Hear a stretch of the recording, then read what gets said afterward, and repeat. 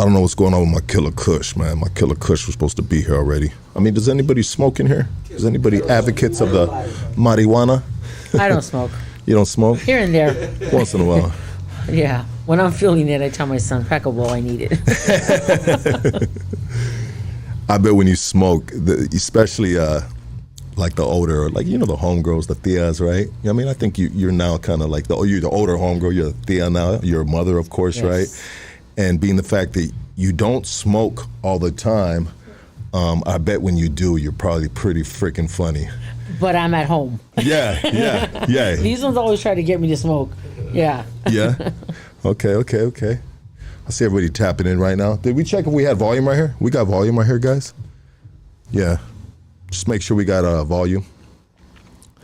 Appreciate it. Everybody hit that like, hit that subscribe. I know this is a very anticipated podcast. And with this being an anticipated podcast, I want to introduce our guest today, man. And our guest, man, she's an icon, man. She's a legend. From the Echo Park side of town, baby. Well, shit, not even Echo Park no more. After that movie. Man, yeah, right? I want everybody to give a warm welcome for VERO, a.k.a. Stranger. Echo Park, baby. Let's go. It's game time. Oh, play with it. What's up? Echo Park in the casa, baby. That's right. You brought the squad, too. I was like, whoa, hold up. Gotta have my bodyguards. You got bodyguards. You got, you know. Yeah. You got the bodyguards. Yeah. Are these all your nephews? Family. Of course. Nephews, these little homeboys, but homeboys' sons that from the neighborhood now grew up. You still in touch with your roots? Yeah, I still live there. You still live there? Yeah. Can you get a little more into that mic? Thank you so much. Yeah, still live there. I'm right by Dodger Stadium. I'm on the nicer side now. Man, let's talk about gentrification. It started in Echo Park, right? It sure did. And then Highland Park came to Highland Park, and man, it took over. It took over during the recession. I think it was like 2009, 2008. Yes. 10, something like that? Around 10, because my mom, around 10, because my mom had cancer around that time. Yeah. So it was around 2010. And I didn't know what gentrification was at first. And my boy, man, I want to remember his name right now. And I can't, but it will pop up later. But I said, hey, bro, what's gentrification? He goes, hey, dog, it's when the new come in and they uproot the old, dog. That's gentrification. Yeah. And I said, damn, that's fucked up, dog. I said, I mean, how does that shit even possible? How does it work? Well, he goes, well, it's when the old don't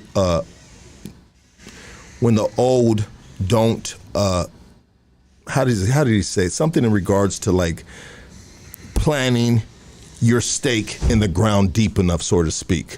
You know, I mean, if you're a renter, you were fucking gone. You were gone. You know, and then if during the recession, if you owned a home and then you lost your job, well, you were gone too. You were gone because you lost your home. You lost your home, and there was a lot of people that instead of trying to like find a way to sell it right away, they said, no, I can hang on. And next thing you know, they're fucking just, next thing you know, they're fucking, the bank's coming and they're saying. Taking it over. Investors. This time it was investors, people with money. Yeah. People with money that took over. It was like Chavez Ravine, Palo Verde happening all over again. Yeah, with the Dodger Stadium thing? Mm-hmm. What do they do with Dodger Stadium? What do you feel about people that are still protesting the Dodgers, and then they get mad when they see the homies, they see Chicanos right there with Dodger hats on, and these are Latino folks as well that is protesting. They're saying, what the fuck is wrong with you? You fucking got the white man, the gentrifier, the this, the that. You know how many people, and yeah, it was fucked up what happened in history. Yeah. But when we put a Dodger hat on, we're not thinking about. Nobody knows. A lot of that's like hush. You know, if you don't know your history from where you're at, it's all hush. Nobody don't know till you put it out there. I stopped supporting Dodger Stadium back in 2013 when the gang injunction came. I don't support them. And then after this Cinco de Mayo, what happened? They shut us down at Elysian Park. LA Times was hosting that big car show. Dodger Stadium cried about it, went to the city, got the police involved, and didn't let it happen. is that a fact that you know, or that it's public knowledge that Dodger Stadium pressed the issue to get the same people that make them billionaires that pay for those seats, diehard Dodger fans that all have the complexion of these people in here, right? Yeah. They did that to Elysian Park? Facts. I got the email. Damn. Yeah, and that was by luck that I got myself on that email. It was a last minute thing. I showed up like the week before. I had no clue that they were already having meetings in regards to getting permits for the park and stuff like that. And I came in like at the last minute, try to do what I could to help keep it going. We shook hands with city officials, police, and they said, okay. Next day, I was getting phone calls like 3, 4 in the morning. The cops are here, tow trucks, they're not letting nobody park. And find out later, they were celebrating what Mexican Heritage Month or whatever they celebrate. Yeah. Yeah, and I seen videos, people were sending me clips of everybody celebrating at Dodger Stadium, giving that money to them, and I was like, oh, man. But why would Dodger Stadium care about Elysian Park? The traffic. The traffic, because it's affecting maybe a game. People to go in, People would get discouraged, not want to go to the game. They gave up on the parking. It's already a hassle already just getting in there. But isn't that event just like one day? The Lowrider Show? Yeah. Yeah, just a one-day thing. One-day thing. Yeah. Thing. It's a little greedy if you ask me. Beyond greedy. Beyond greedy. Beyond greedy. Yeah. Man, it is just such an honor to have you here. Thank you. We don't have a lot of women or homegirls, young, older, on the podcast. I mean, we've had a few, and they've always been like Sweets from Westside Rockwood and just a bunch of different females that have done time or been a part of the culture and have come and shared their stories. And it's always a good time.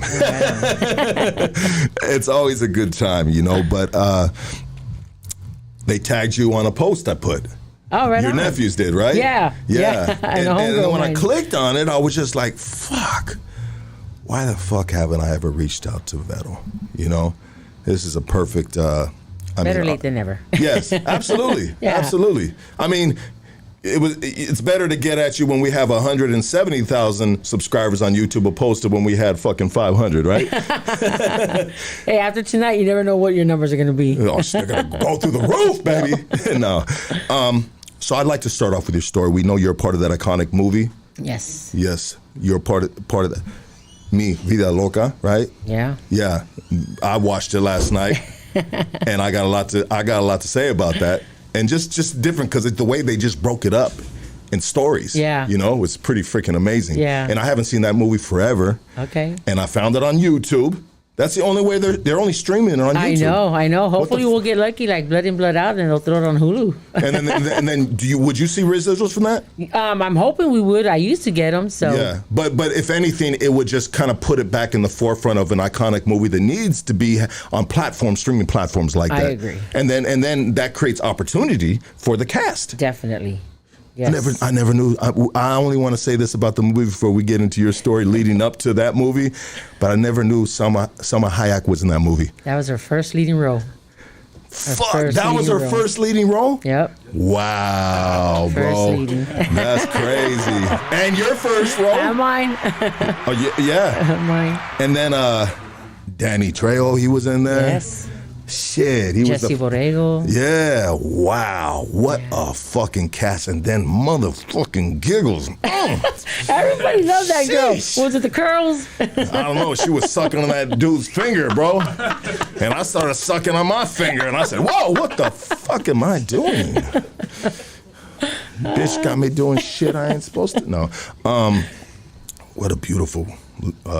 But you can tell she ain't from the hood. No. You can tell the way she tried to use some of the slang words, or the way she tried to talk.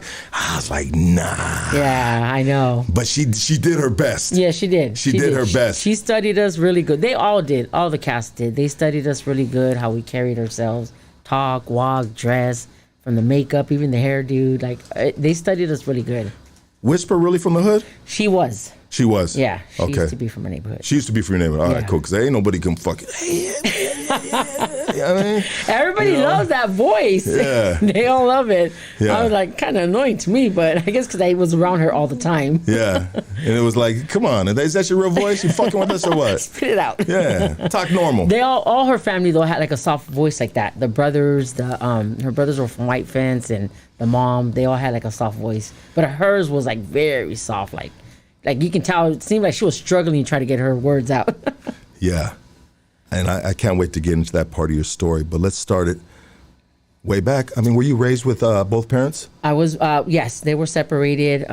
They separated when I was about 4 or 5 years old. I was born in Inglewood, and my parents separated. I was came to Echo Park. My grandparents already lived there, my mom's side and my dad's side. I had aunts and uncles that owned homes already in Echo Park, and my mom moved us into my grandma's house, a little 2-bedroom house with a garage, a downstairs garage, and that's where we slept. Downstairs garage. Yeah.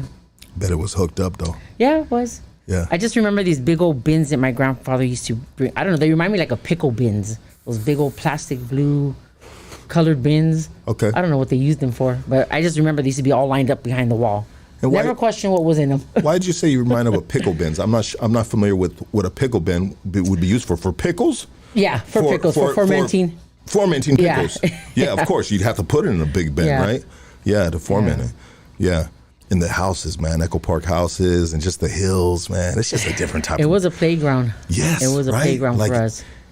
I could say about Highland Park, if you are from Highland Park, there's a lot of streets that can get you Yeah. to the other side of this hill, to that side, to that side. There's a lot of shortcuts. So if you know the neighborhood, it's a You know how to playground, get- right? yeah, It's a one big playground. And when we playing, you know what I mean? When we gang banging and you got the rookie cops trying to, hey, got him, Yeah. you know? Yeah, unfortunately these days they know everywhere now. Yes, yeah, of course. They got that camera, drones going, they know where to go. That's There's no crazy. getting away now these days. So- But it was a big playground for us. Yeah, so your grandparents' house? Grandparents' house, we stood there probably for about a good year or two. Then my mom moved us into a little 1-bedroom. My dad was always around. No, even though they were separated, my dad was a weekend dad. Picked me up, picked us all up, his kids. I have 3 other siblings, and take us shopping. Take us out to go eat, whatever. Drop us back off at home.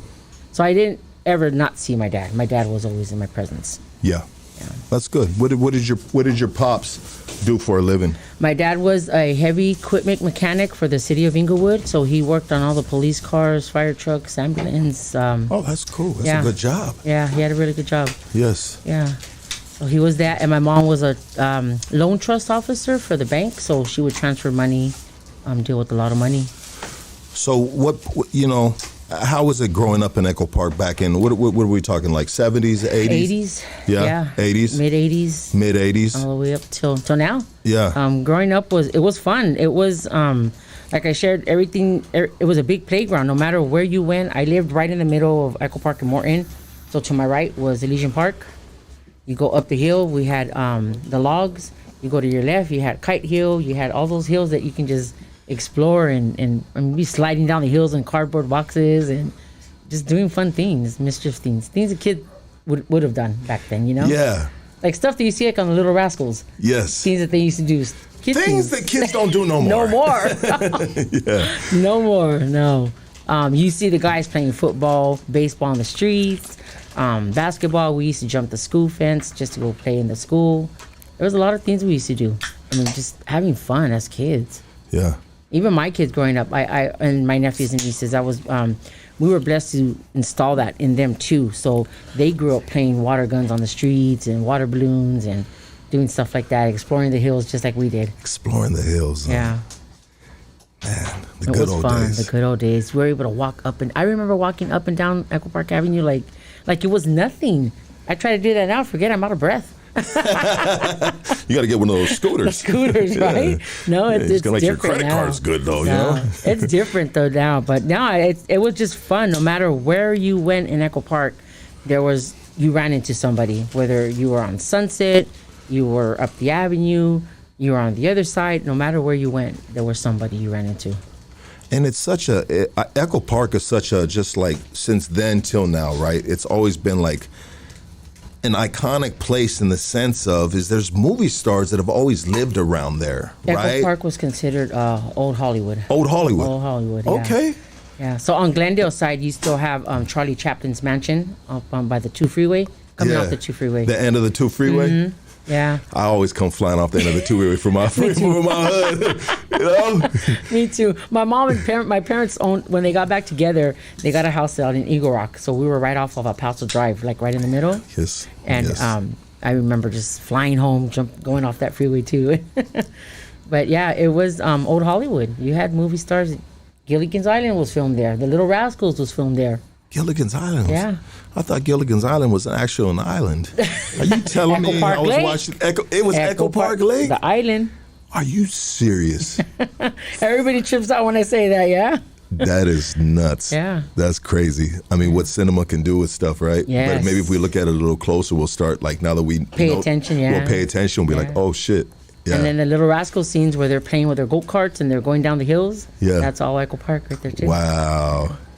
And so, like you said, it was old Hollywood, so that was bound to get gentrified first before anything else. Yeah. Yeah. And the sad thing I hate about it now is when I see these new buildings being built. They're like, I don't know, they're boxes. I call them shoe boxes because they're fucking ugly. Yeah. They're just like, you know. And they all got the same fence. Yeah, the wooden fence with the metal. Fence. Yes. Yeah, the metal. Yeah. But they're ugly units, and I mean they destroyed a lot of good houses to build a lot of landmarks. Yeah. Because there was a lot of Victorian houses in Echo Park, right? There still is if you go down Sunset, like Angelino Heights area. Yeah. You still got that place that's all Victorian homes, but it's because it's been taken care of by the city, neighborhood councils. Yeah. You know, there's an association for that area, so it gets taken care of. I don't want to jump too far ahead into where we're at now, but recently they just did something to Echo Park. They fucking kicked everybody out, right? Maybe a year ago. They kicked everybody out of Echo Park and they I don't know. Oh, from the lake? From the lake? Yeah, because you had a lot of homeless there. I mean, it was sad and it was a good thing. So it had its good and bad because you did have families that were homeless living there. Yeah. But then you had a lot of, dope fiends that were there that needed to get out. Yeah, needed to get out. You were finding needles and, dope shit on the floor. Yeah. It's a beautiful park, too. So, I mean, getting rid of that riffraff was cool, but the families that were already displaced and living in the streets or in the park was the sad thing. I hope they all got housed. I never followed up with that to see. I knew some people that did get housed because of they were living there, but I don't know what happened to the rest of the families. Was that a park that you spent a lot of your childhood at back in the 80s? Yeah. 90s, of course, right? Yeah. Yeah. There, and mainly that was the go-to hangout park to go party, whatever. If it wasn't there, it was Elysian Park. Elysian Park is a little bit more hidden. Yeah, like for sure. You can find ways to go hide somewhere. Yeah. Echo Park, you're on blast. There's fucking street all the way around it. Fucking wheels pull up and So we were both, but mainly just I don't. Back then it's crazy because I don't ever recall having to hide back then. Okay. Right? Like we were walking freely through the streets. People were getting shot and here and there, but it wasn't fearful as it got into maybe like the early 2000s or late 90s, early 2000s where it was on and cracking. Yeah, that makes sense. Yeah. It's a fucking war zone. Yeah. But I remember being 12, 13 years old, playing on the streets, walking up and down from one house to another and going up the avenue, playing at the school and coming back down and being free, being a kid without having to worry. When did you get in your Chola days? Probably about 13. 13, and why did you? Was it just like it was around you, it was a part of your family? I mean, what was the point in your life? I mean, that you pivoted and went that route? It wasn't. I don't come from a generation of family that was from Echo Park. Just my aunt was and my cousin. Everybody that I grew up with, my homeboys and homegirls, we all shared a similar story, and we only had one parent in the home. Yeah. It was either mom, dad. I was very fortunate that my parents had money. My mom never took from my dad. She was very prideful. Yeah. So I learned like that leadership. I learned to be that independent woman because of her. Because your mom, what she instilled in you. Yeah. By watching her. But at the same time, I learned the value and money because my dad. Okay. So I had like the best of both. of growing up, you know. Absolutely. I mean, not everybody in the hood was raised flat, broke, and doing bad. But families were struggling, especially the single parent ones, where a lot of my homeboys, their parents were single parents, and they had two jobs. Sometimes they were never home. My house was the hangout. The streets were the hangout, you know, for us to get away.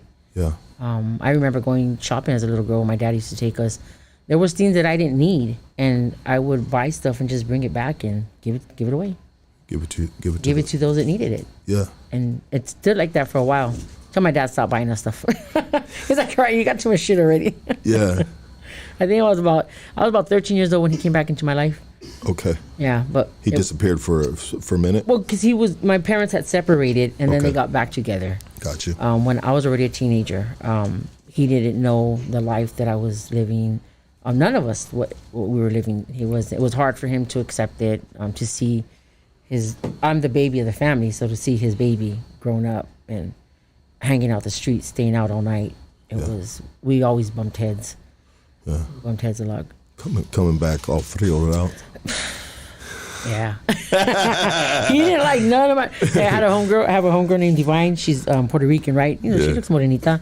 Yeah. And I remember when he met her for the first time, and oh my God, we're leaving the house, and I can hear him yelling at my mom, "Oh, she hanging out with that black girl," and blah, blah, blah, blah. And I'm like, we grew up in Inglewood. Your friends are black. What did it matter? Like, what the hell, you know? Yeah. But it was just a culture shock for him to see who we were surrounded with and hung out with, and the things that we were doing. Didn't know everything, but I'm sure he wasn't stupid either. I mean, he knew some of the stuff that was going on. Yeah. And that becomes, for people that don't know, that becomes an extended family. Yeah. From your actual family. Yeah. You know, which sometimes comes first. Most of the time, yeah. Comes first. The extended family ends up being priority. Yeah. Especially when you're, with them. Yeah. Every day, all day. And it's exciting. It's probably exciting back then. Yeah, huh? Morning, noon, night, on the phone when we're at home. There was never a dull moment that you weren't around somebody, your homeboys or your homegirls. I mean, back then, was it when it came to like the homegirls from Echo Park? Were there just that many of you ladies at the time? Were the ladies deep? I mean, was the homegirls from Echo Park known for? You know what I mean? They weren't. When I grew up, I remember seeing my older homegirls vaguely. They were already moms, they were young moms already. So by the time I was a teenager, they were already like on their maybe second, third kid. Yeah. They were already in their 20s. So mainly were the guys that were around.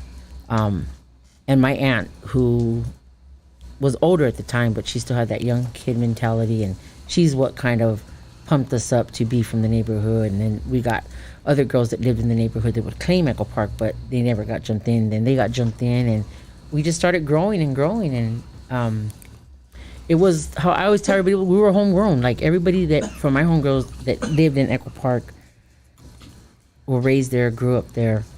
Now they don't. I'm the only one that lives there. But they all moved out. They moved on, got their lives. They're raising their families other places, and yeah. Sometimes they feel like that's the best route they need to do to get away from certain elements. Yeah.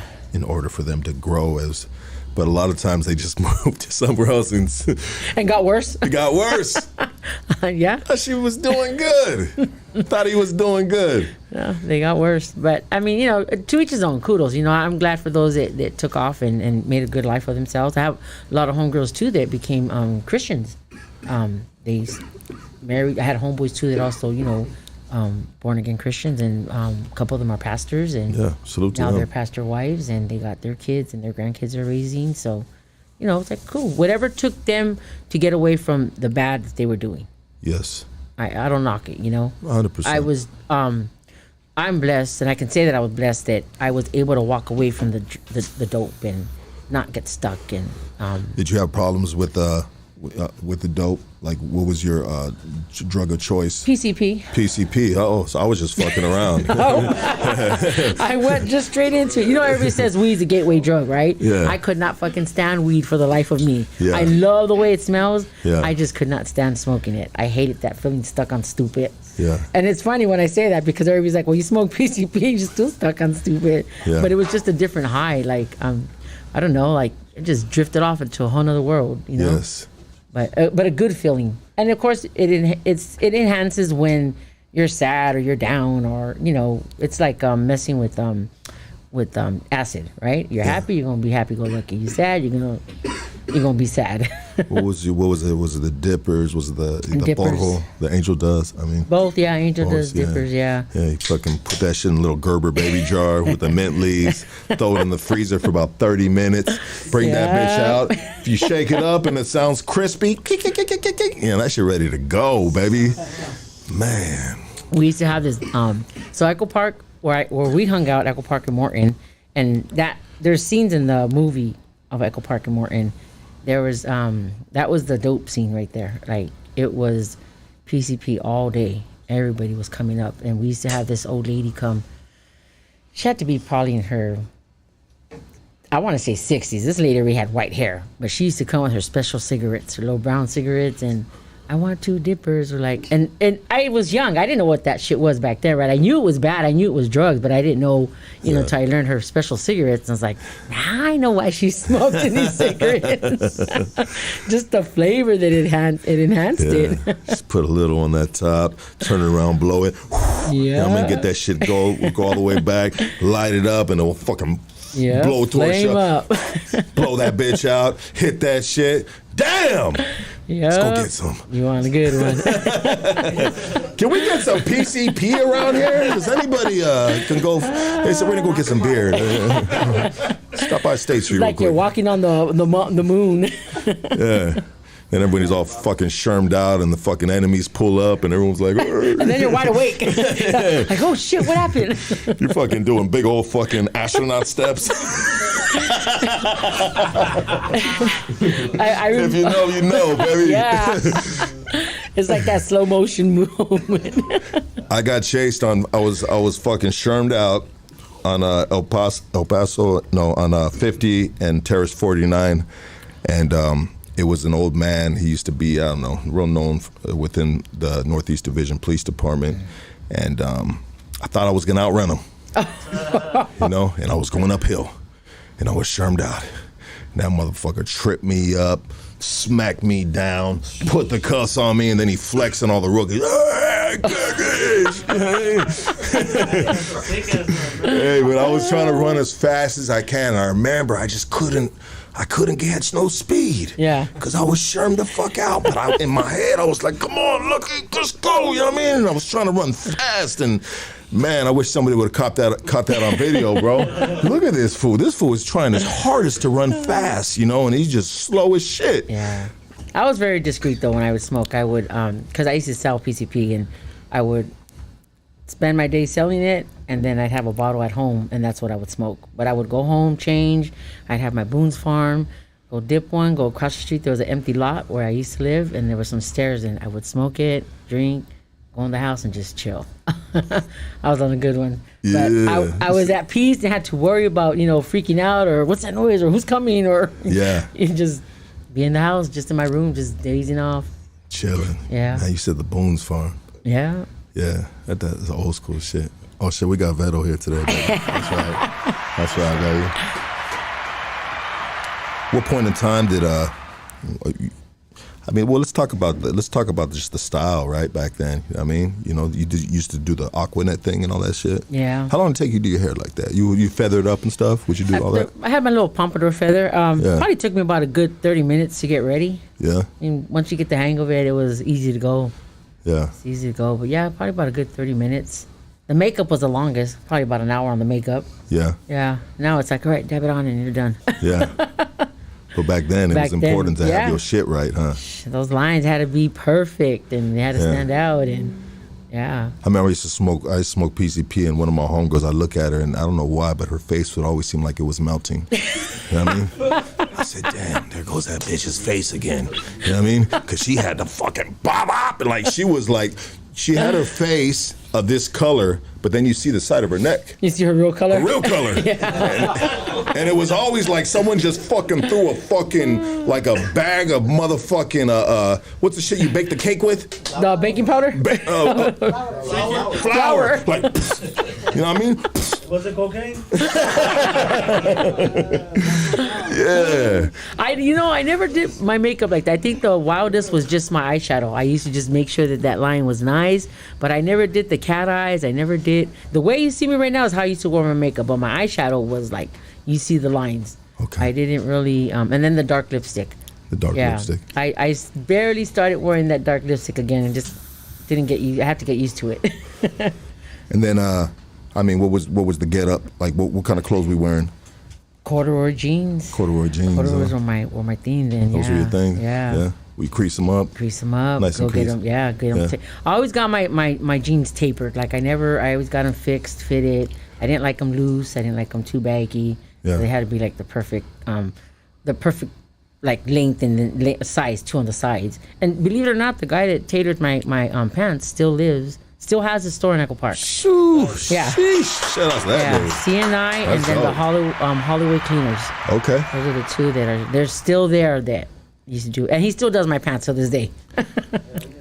Man, the Chinos loved the homies and the homegirls back in the day, huh? Oh, yeah. Because motherfuckers were going there with their motherfucking Crispies and their 501s, you know what I mean? Everything, right? Yeah. You know? More than motherfuckers are going there with fucking suits and shit. You know what I mean? But Yeah. they're like, well, these are their suits right here. Yeah. You know what I mean? Baby cuffs, all that good shit. All that. Cortez. Yeah. Cortez. Yeah. Oh, you still got the Cortez on right now? Man. I rock them. I got every color. Gotta make room for them.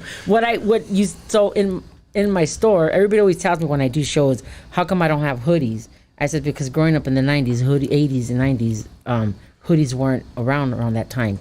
They were out, but in New York, it wasn't our style. Yeah. Crew necks were always what Yeah. we wore back in the day. Yeah. Now that I think about it, Yeah. a lot of the homies always had the crew necks. Yeah. Yeah. So all my sweaters are crew necks that I carry, and I try to stick with that era, that style, that era from that year.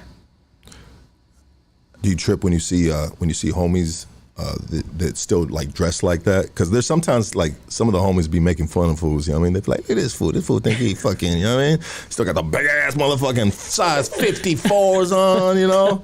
Yeah. You appreciate it, right? I appreciate it. Yeah. I appreciate it when I see the older homies doing it. Okay. When I see the new generation, it's like, Yeah. you know, it's a style for them. It's not. To me, it's like they're playing dress up, but. Well, know.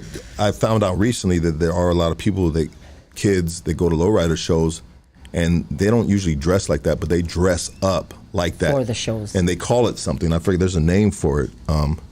Of them dressing up like that to Yeah. go. Well, In the beginning, it bothered me. Like I was really when it started coming out, even with FB County and all them coming out with the these models that they were using to model their clothing. Yeah. It's like they weren't really about that life. Yeah.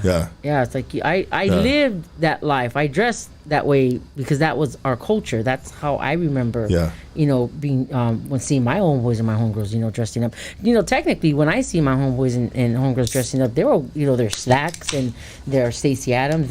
Now that was Some motherfucking hush puppies and shit. yes, yeah. Now that was, you know, finesse right there, right? You see, I remember seeing my homeboys. I was young. I was like, damn. Which one am I gonna marry when I get older? You know? That was classy. That was classy. You know, the shit that you see in Boulevard Nights, how they used to dress, right? Yeah. That's how I remember my older homeboys dressing that way. And the crazy thing about it too is, and I don't want to like throw shade or talk down on it, but a motherfucker could be broke, but he still made sure that his shit was correct. Yeah. And I'm not saying necessarily like broke, but you know, like motherfuckers, it's a very prideful thing within, you know, that culture, Yeah. right? And in that era, In that era, yeah. Yes. And for us, that was the cheap clothes. It was cheap to put on a white T-shirt. It was cheap to get a vest sweater. It was cheap to get a button-up shirt, throw that vest sweater on. Yeah. Slacks weren't that, you know. From my older homeboys, during my era, like Levi's, I don't even remember Levi's being, not even Cortez's being that expensive back then. Yeah. My dad used to buy them all the time. Now they're like, what, 90, 150, you custom make them. I think they used to be like $40, Yeah. $50, something like that. Yeah. Yeah. Yeah. So it was $39.99. Yeah. Yeah. To be exact, there you go. Yeah, that's what it was. Yeah. $39.99. I think the For Levi's were Cortez, also bro. like that too. The Air Force One. Yeah. Dude, Levi's is like fucking $80 now. What the fuck? And then the bigger you are, the higher the price goes. Yeah. Then J.C. Penney's is telling a motherfucker, well, if you buy 2 of them, we'll give them. Like, motherfucker, you still getting us. Is J.C. Penney still open? I don't even know if they exist. Do they? Yeah, J.C. Penney's still open. J.C. Penney's is still open. Yeah. All day, 2 for 50.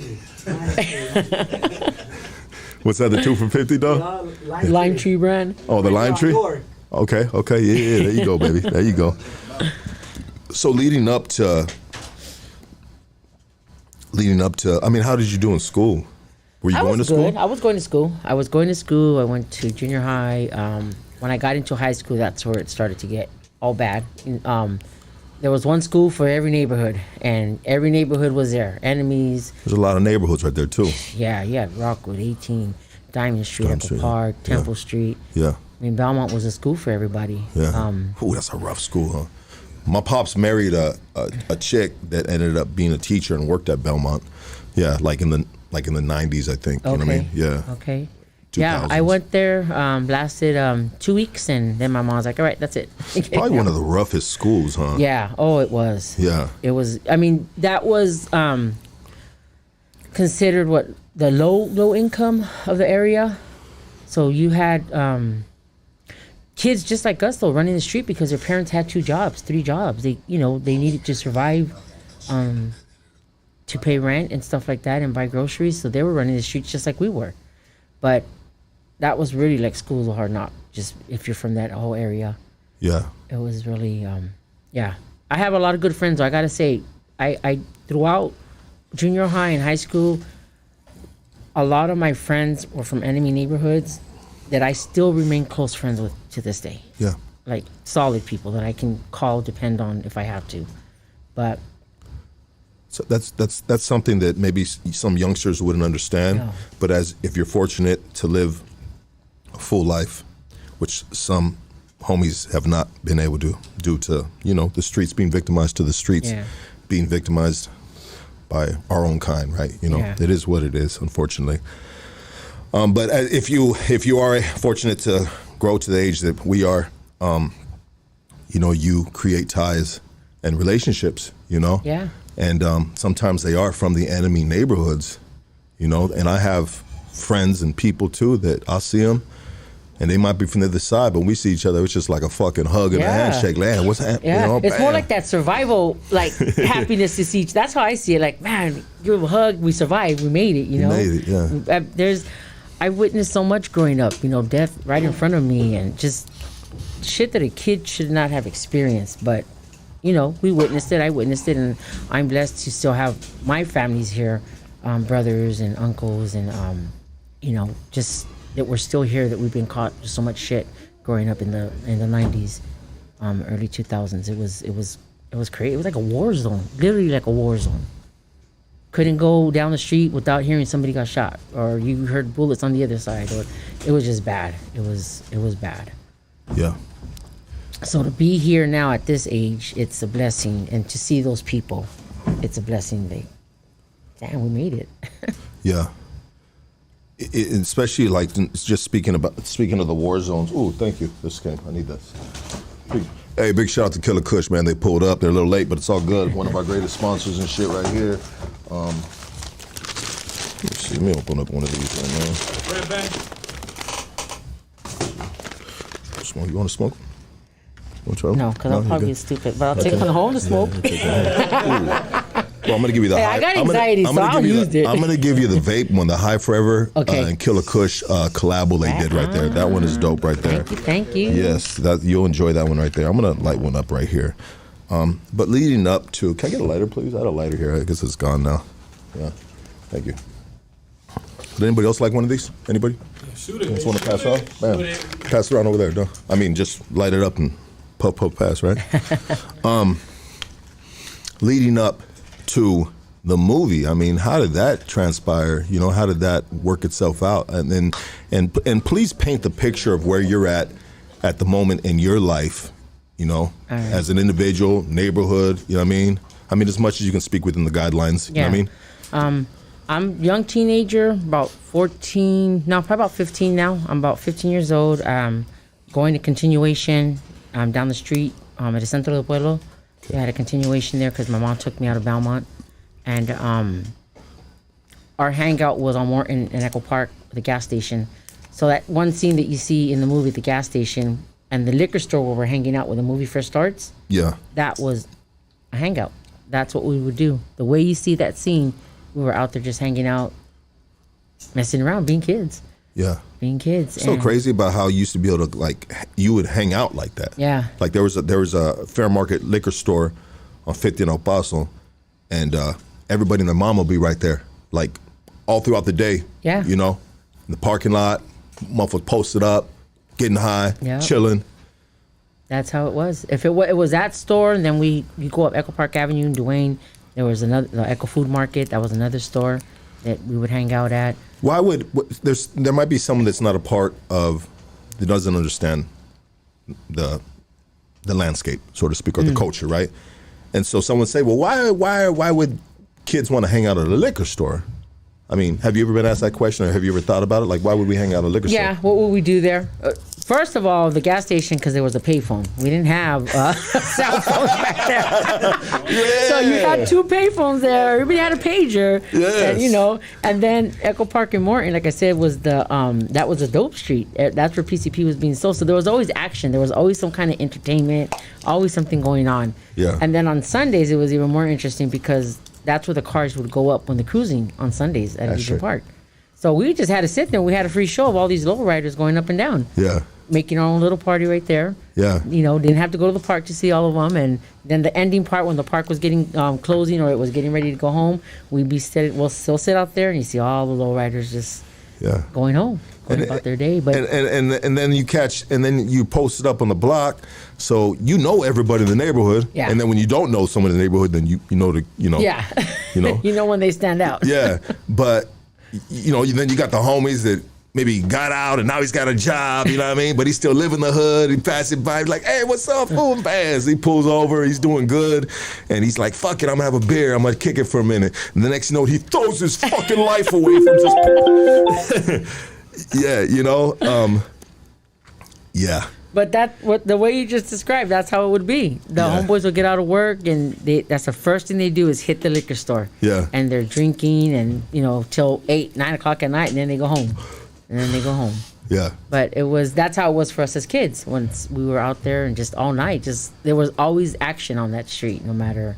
And then when we get bored, we'd go walk down Sunset. We'd go to Patro's Burger, eat, hang out there too. It was just something to do as kids. Like we weren't out looking for the trouble. I mean, we were exposing ourselves and probably, trouble coming to us, of course. But I think it was just all like that game, like that hide and seek game, Okay, we out. Where you at? Okay, we're gone. Where you at? We're on this side now.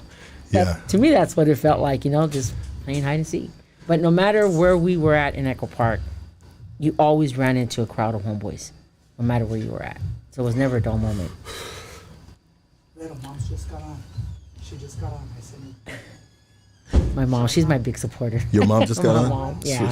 What's your mom's name? Gloria. Gloria. Love, respect to you for raising this beautiful woman right here. I mean, what you talked a little about your mom, since your mom just got on. What are some of the things that she, I mean, you spoke a little bit about it, but strengths, right? Yeah. She gave you a lot of that women can do whatever they want to do. Don't let a man tell you no. Don't let a man try to, run your life and tell you what you can't do.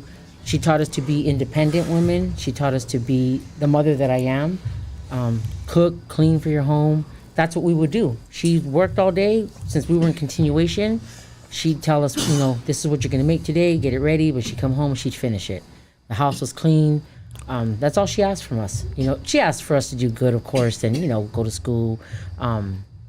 We didn't do that, but we did. I did go to continuation. I did go to school later on in life, but I learned that independence from her, and I learned to be that strong woman because of my mom. Absolutely. Yeah. I always ask this question, too. I mean, out of all meals, like growing up, we always remember a certain meal that mom always made. And we loved when she make it, and sometimes we'd ask her to make it, right? What was that one meal that your mom would make? There's 2 of them. And till this day, she does it when she comes down. She makes chicken tacos, her homemade famous chicken tacos, and pour food.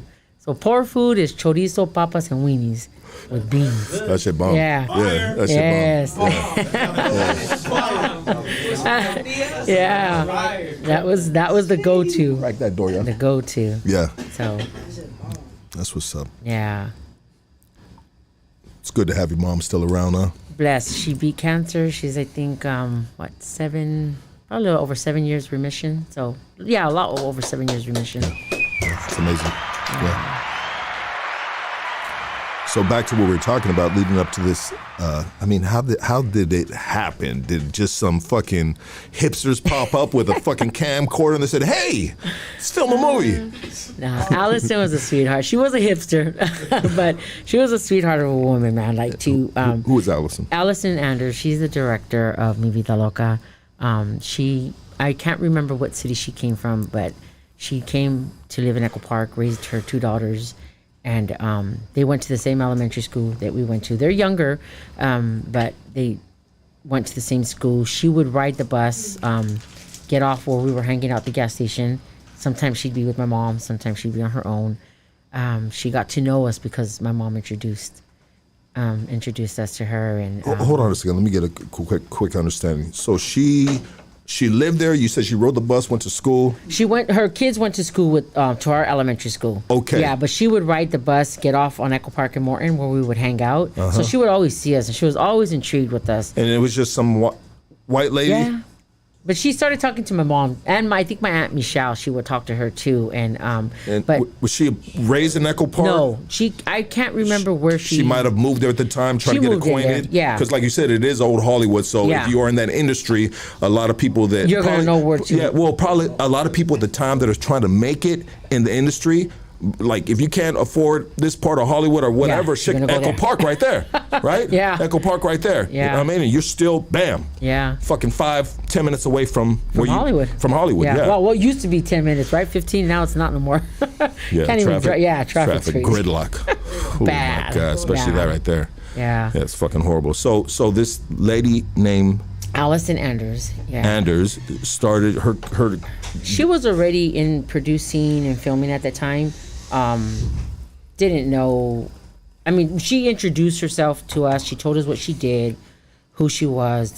She was a movie producer, and but she mostly talked to my mom in the beginning, and then when we got introduced and she wanted to do the movie about girls and gangs, it was like, because we didn't know her, Yeah. and we're like, who's this white lady? Yeah. She a cop? What is she gonna do? You know, do we put her information out there? Yeah, always paranoid. Yeah, right. Yeah. So, Crack the door, please. Leave it even cracked. after talking to us, it was, is she real? Is she not real? So one day she came with the script. By this time I was probably about 16 years old. Yeah, I'm gonna be 16. She came with the script, and I was blown away. Like, oh shit, this lady was real. She was bullshitting. Yeah. So first off, let's just people that listen slow like me. So she started getting acquainted with the neighborhood. Yeah. With your mom. Yeah. You know. Then she approached. She got acquainted. You and your acquainted with us, and your yeah. homies too. Yeah. You know, and then she pitched this to you, said, "Hey, I'd like to do something like that." And then you guys are checking like, "Fuck this bitch, a cop." You know, I mean, she's trying to get some information from us. Yeah. We know the homie hot over there. You know what I mean? You know, you never know, right? They come in different shapes and forms. Yeah, all. Yeah. Definitely all. And then she pitched it to you. And how long from there did she come with the script and give you a script? I think like 6 months after. That makes sense. Yeah, about 6 months after. She got quick to work. Quick to work. Quick She to probably work. already had some of the story. Yeah. So like I know she had the story about Sad Girl and Mousy, because where she lived, her neighbors, their daughters, there was 2 neighbors and their daughters were both dating the same guy and got pregnant from the same guy. I love that part of the story Yeah. because it happens all the time. I got so many homies that have Thanksgiving, and there's like 3 of the same homeboys from the same neighborhood right there with just one female. Oh, shit. Just one big happy family. Hey, it is what it is, you Hey, know, Nito, but mind passing me the mashed potatoes and gravy? You motherfucker! Yeah, everybody was that your story? Like, no. She got that part from her neighbors. I mean, I did marry my older homeboy, and he does have. We have a stepdaughter with from my older homegirl. So You don't but gotta none start of that, like, justifying your it was none of that. Like, hey, we fought bullshit, you know. She felt guilty right now. Nah, no guilt. Hey, I got him later on in the years. I'm just messing with you, and that's throughout It happens. myself as well, and me and my homeboys. It is what it is. You know what I mean? And you know what's so weird about it, that maybe in some communities it may not be as common as it is within, you know, the inner city. Yeah. You know, these small communities, big city, but small areas. Because you guys got to keep in mind, man, like shit. And you guys are part of the same way too. I mean, if you're from Highland Park, or if we'll say you're from Echo Park, you're from Echo Park, you know where you at in the city, you are central to fucking a lot of great shit in Los Angeles. Yeah. Staples Center, Dodger Stadium, this, that, the other, Hollywood, whoop, whoop, whoop. You want to ask these motherfuckers, excuse my language, you want to ask these people how many times they get out that little section? Never. I mean, we never did. Yeah. You know what I mean? So it's you know, once in a while you get out, but like motherfuckers stick to their section. Yeah, they do. They stick to the community because that's what they know and that's where they feel safe at. And so I say all that to say this, sometimes that's what happens when there's maybe a female or homies that, you know, have babies with the same whatever, you know? It is what it is. Yeah, It's a dysfunctional fucking... It is. It sure is. But you make the best of it. Absolutely. So Make the best of it. So off this subject, man, you are bringing me down right now, Vero. Sorry. You're making me think about my past. You know what I mean? I'm about to start getting some hate comments. Fuck you, Lucky. Child support, bitch. You owe me. You owe me. I've had some gangsters, though, that never put this child support on me. Shout out to you. And you know, I say the gangsters because sometimes there's women, they're going to be like, nah, fuck that fool. I really mean fuck that fool too, because I ain't gonna try to get him for nothing. And what am I gonna get him for anyways? He's in prison. You know what I mean? Shit. You know, I heard he's trying to live off of $20 a month. That's what he gets. That's karma. Yeah, right. But I say shout out to all the strong single mothers that have had to endure, you know, rough relationships, right? You know, getting, you know, involved with dudes like myself in the past, especially people like myself, you know what I mean? That was just always in and out and didn't give a fuck and didn't mean to hurt, you know, but it was just like, you know. You guys just thought you were all players back then. Well, Vero, I understand, what you just though. said 3 minutes ago. Minute, I understand it, though. Remember, I was raised with my homeboys, so. No, we all think we're players, and we all want to be players. Yeah. You know, and the ones That's that that young can't, mentality. and the ones that can't get, they ain't got no playing shit. You know what they do? They get a fucking dope. They get a bag of dope, and next thing you know, they fucking your bitch. Like, how the fuck this motherfucker? Oh, he's slanging now. Okay, he the man. You know what I mean? He got the nice car. He got the money. Yep. He got the ugly ass motherfucker fucking all the bitches. You know what I mean? And thank you for putting up with me right now. But you know, you were old homegirl. Yes. So you get the script, and you actually read it. Yeah. Because I mean, a lot of homeboys and homegirls that you can hand them a pile of fucking papers, and they're gonna be like, shit. Yeah. I mean, She brought a few. the frio, you know? Yeah. She brought a few, and we all looked at it, went through the pages, and we're like, oh, we don't talk like this. We don't say these words. We don't, you know. Yeah. So there we go. We let her know, like, we like it. Okay, cool, but there's things in here that we don't say. Yeah. You know, there's things in here that we don't do. We don't talk that way. We don't address it this way. And that she gave us an opportunity to take advantage of that script. Wow. And help rearrange. She said, let's get it right. Yeah. Yeah. And so you were one of the ones that read it, and you, like you said, hey, you thought it was good, but you felt like there had to be some changes to get it right. And so you worked with her on that to get it right. Before the movie was shot, correct? Yes. Yeah. And so from that point on, are you now signed? Are you on the payroll? Like, how does she approaching this? So she asked, do I agree? I agreed. And she asked my aunt agreed. Then left it up to us to get everybody else to come involved. I had some. I'm going to cut you off, but I want to say this. There was a movie producer back in then that came and talked to the homies, and the homies thought they were fucking signing a contract by doing the Pledge of Allegiance. He goes, "All right, now put your right hand in the air. No, on your heart." No, I'm just fucking. Hey, that was stupid, huh?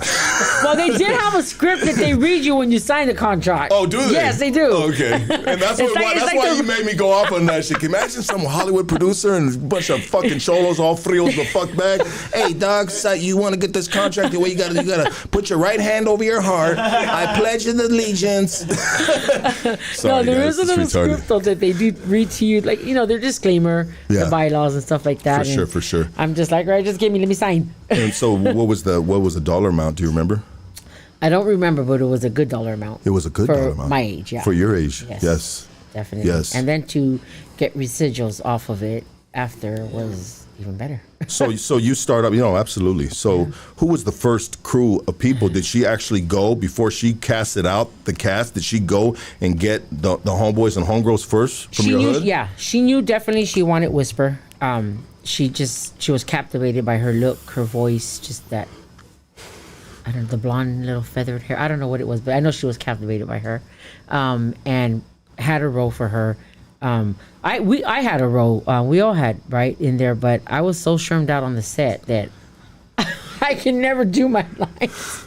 So I remember my mom telling me, "You better tell that lady something, like you can't do your shit." And I told him, but I mean, we were all high on that movie, just about the homeboys and homegirls, not the actors. They were really, real actors. But she asked us, did we want to do it? Once we made the agreement and we said yes, it was a matter now of telling the homeboys and homegirls to get involved. Because she, in the script, it shows the scenes where the homeboys are going to be at, what they're going to do. They're in the background, What about that time when they're in that one wall and shit, and it's all banged out with Echo Park? Hellhole? Is that the hellhole? Okay. And then they're telling that little fool, I guess Little Strange or something like that. Shadow. Or Shadow, the one that his brother got killed and he had the truck, right? Hey, dog, blah, blah, blah. Were those real? Those are my homeboys. Those are real. Yeah, they the look two like, on top, that one scene, the guy on the top in the white, that's my brother and my homeboy Danny. But everybody else was homeboys in that scene. The jumping in scene, I think 3 of the guys the guy getting jumped in, which is Little Sleepy. And then, was it Little Sleepy? Yeah, I think it was him. And then the 2 other guys, I think they came out in American Me. Kind of had like wavy, tight wavy hair, like reddish blonde. I forgot what his name was. But the majority were all homeboys. And with that said, we're going to take a quick break right now, okay? I got to pay some bills. If you have to use the restroom or like to get yourself something to drink, please feel free to do so. But I need to pay some bills real quick, guys. Hope you guys are enjoying this. I had to stop it at a good point because we're going to get right back into that right there. That's the meat and potatoes, right? I mean, motherfuckers, man, what a great movie that is. Many of our listeners mistakenly believe that the only way to buy a home is to have perfect credit, a large down payment, and then proceed to get into a bidding war on your favorite home, right? That's got to suck, man. You know what I mean? This isn't the case right here. The team at Prime Equity Mortgage has access to off-market inventory and access to 50-plus banks, plus their own bank. They have helped thousands of people in our community to get their home and even help investors find ugly homes to flip. This is how home flippers buy their homes, okay? Please, guys, call Andrew, man. Call Andrew. You know what I mean? You tired of throwing your money away in rent? This dude's the plug right here. He helped me get my crib. Real shit. Yeah, your boy got a crib right here. Crazy, right? He helped me do it. You know what I mean? My credit was fucked up. You know what I mean? I had just started off in the union. I wasn't turned out yet. And you know what? I was making just bare minimal dollars. But you know what? He helped me. And this is the dude. He going to help you guys. You know what I mean? And his phone number is 626-825-6565. His name is Andrew. Please give him a call. All right. Hey, shout out to my boy Wolf right here. Are you tired of listening to your Theo's whack playlist whenever at a family function? Well, we have your mama's favorite DJ, and that's DJ Lobo, baby. You know what I mean? He's fat and he's sexy. You know what I mean? Serving high desert with all them funky sounds, weddings, quinceañeras, housewarming parties, divorce parties. That's crazy, divorce parties, huh? I heard them divorce parties be going crazy. Yes. Yes. Just as big as a regular wedding. Yes. I heard divorce parties, them women are wild, especially the divorcee. Sheesh. She's ready for the next one. She ready for anything and that. No, I don't know. I watch a lot of, what's that streaming platform called? Pornhub, yes. Check it out. You need a DJ Lobo, baby. Hit him up, 760-221-7585. Looking for good quality cannabis. I mean, killer quality cannabis. Hit the folks at Killa Kush. They specialize in bringing you the best quality available from OG to exotic. They got it all, baby. Please hit them up on Instagram at KillaKush__420. Matter of fact, that's what this place is smoked out right here, guys. It's not bad lighting. It's not bad cameras. It is just like, you know what I mean? Yes. And then there's two locations. One spot is called True Organics in Whittier, and that address is 13800 Leffingwell Road, Whittier. And the other location is East LA Exotics, and that address is 609 East Olympic Boulevard. All right, looking for the best criminal defense attorney in the city of Los Angeles? Look no further. Doug Sherrod is our guy, and he can be your guy as well. Mr. Sherrod used to be a federal prosecutor as well as a district attorney for the city of Los Angeles. He didn't like the unfair politics on that side of the fence. Now he's going to bat if anyone has been wrongfully accused or just had a bad weekend. You can reach Mr. Doug Sherrod at KingKongLawyer.com. That's our criminal defense lawyer right here at Hoodstocks. He's the best. Why? Because he's been a federal prosecutor and he used to work for the district. He used to be a DA for the district of Los Angeles. I'm sorry. I was trying to spit this shit out. Hey, one more time, KingKongLawyer.com. Holla at the boy. Orange County, stand the fuck up. Gutter PHENOM is a lifestyle brand that's dedicated to supporting and inspiring individuals who determine to achieve their dreams. We believe that no matter where you come through and what you've been through, with hard work and dedication, anything is possible. Please visit GutterPhenom.com. Use Hoodstocks20, receive 20% off. We're also sponsored by my G, baby. Shop La Conecta. Shop LaConecta.com. Matter of fact, guys, next week I'm going to be in Texas. I'm going to be in San Antonio, Texas. And I want you guys, man, we're going to go do interviews out there. And, hey, you guys want to book an interview with Hoodstocks while we out there? We're going to be in the professional studio shooting. You're going to get at my boy Danny at La Conecta, all right? You can go to Instagram at La Conecta brand. I believe that's what it is, okay? Prepare for blast off and embark on an interdimensional journey of self-discovery and exploration like never before. Introducing the exclusive Rick and Morty interdimensional gummies, your passport to inner realms of unconsciousness and consciousness. You guys know what it is, man. The mushrooms, baby. I love them, you know what I mean? But you got to take them responsibly, you know what I mean? Microdose them, dog, you know what I mean? Don't get all flipped out and shit, you know what I mean? Like you're smoking PCP or something. Just take a little bit, you know what I mean? And just chill out, bro. And you can reach them at Rick and Morty Gummies Official. We're also sponsored by a sticker plug. This is our sticker guy right here. That's Graphic Joe. Go to Instagram at Graphic Joe _, all right? Your company, stickers, everything like that. Tell him Hoodstock sent you, dog. He already gonna give you a discount off the rip, dog, just because you fuck with the, you know what I mean, with the podcast right here. But anyways, we'll be right back with VERO. All right, quick break, guys. Go ahead and hit that. Thank you, sir.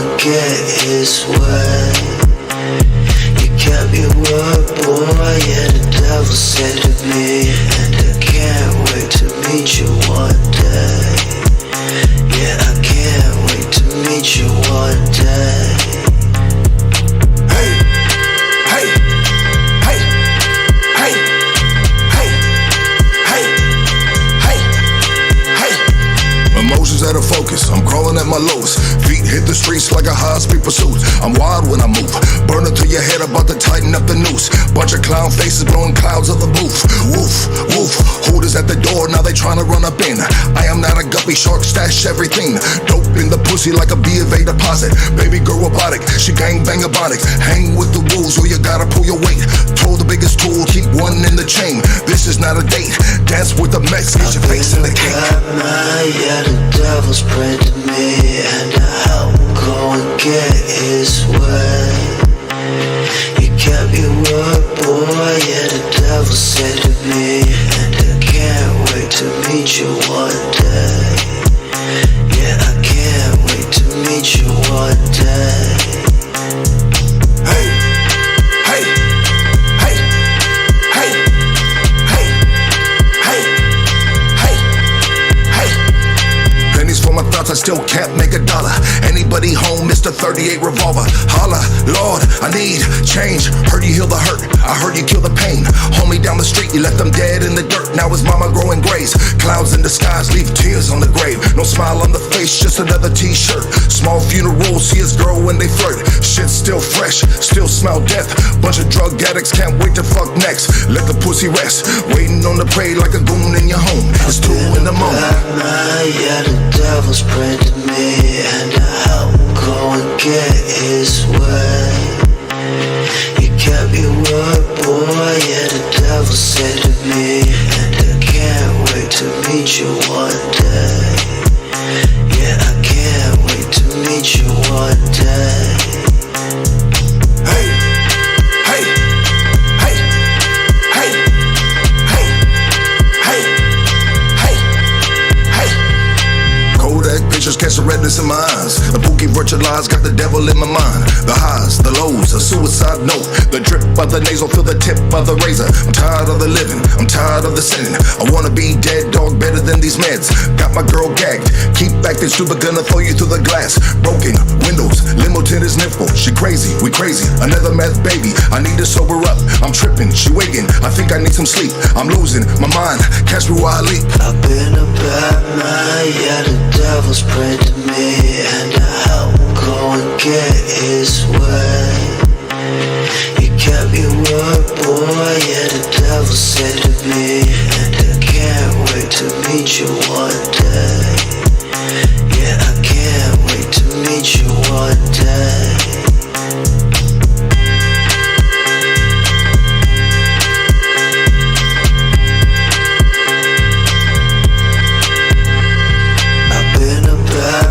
Yeah, the devil's prayed to me, and I won't go and get his way.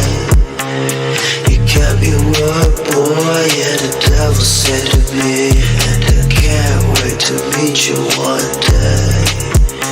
Yeah, I can't wait to meet you one day.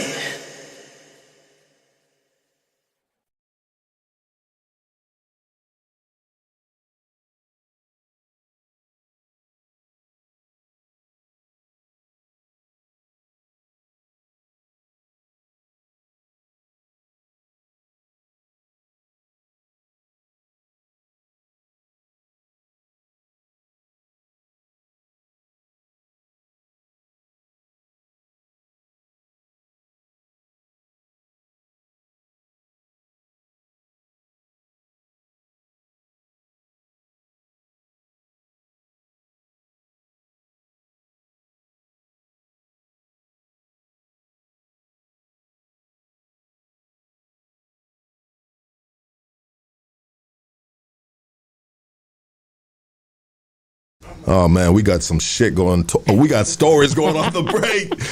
Man, Vero right here sharing some old school stories right here, but some stories, not all stories can be shared on this platform, unfortunately. So shout out to everybody that's privy. That's the benefits of being in studio.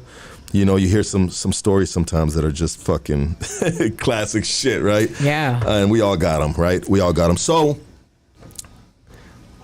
you guys signed the contract. Signed the contract, and what I wanted to ask you is how big was the production, you know? Wow, to cast so many people, like she had to have a team behind her first off, right? Yes, she did. She had a team, and so she was the producer. She was the director that wrote it, And when you're a director, you also say, hey, what you want going on. You're directing the scenes, correct? Yes. The people are filming it. Was there a big company behind her? Or is she going to film Pictures, it? Sony Pictures? Yeah. They were, or did she sell it to Sony Pictures?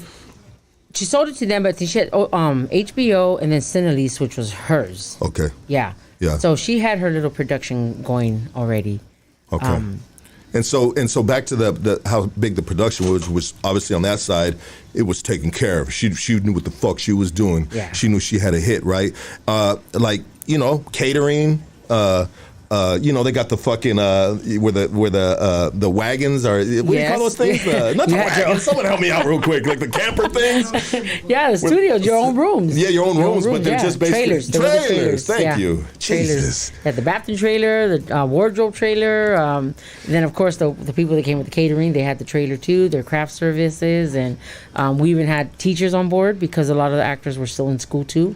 So if we were filming during school time, you were going to school. Wow. Yeah. So she had a budget. And so let's this is a good question. So for the girls, you know what I mean? The homegirls, right? The real homegirls and the ones that are playing the homegirls.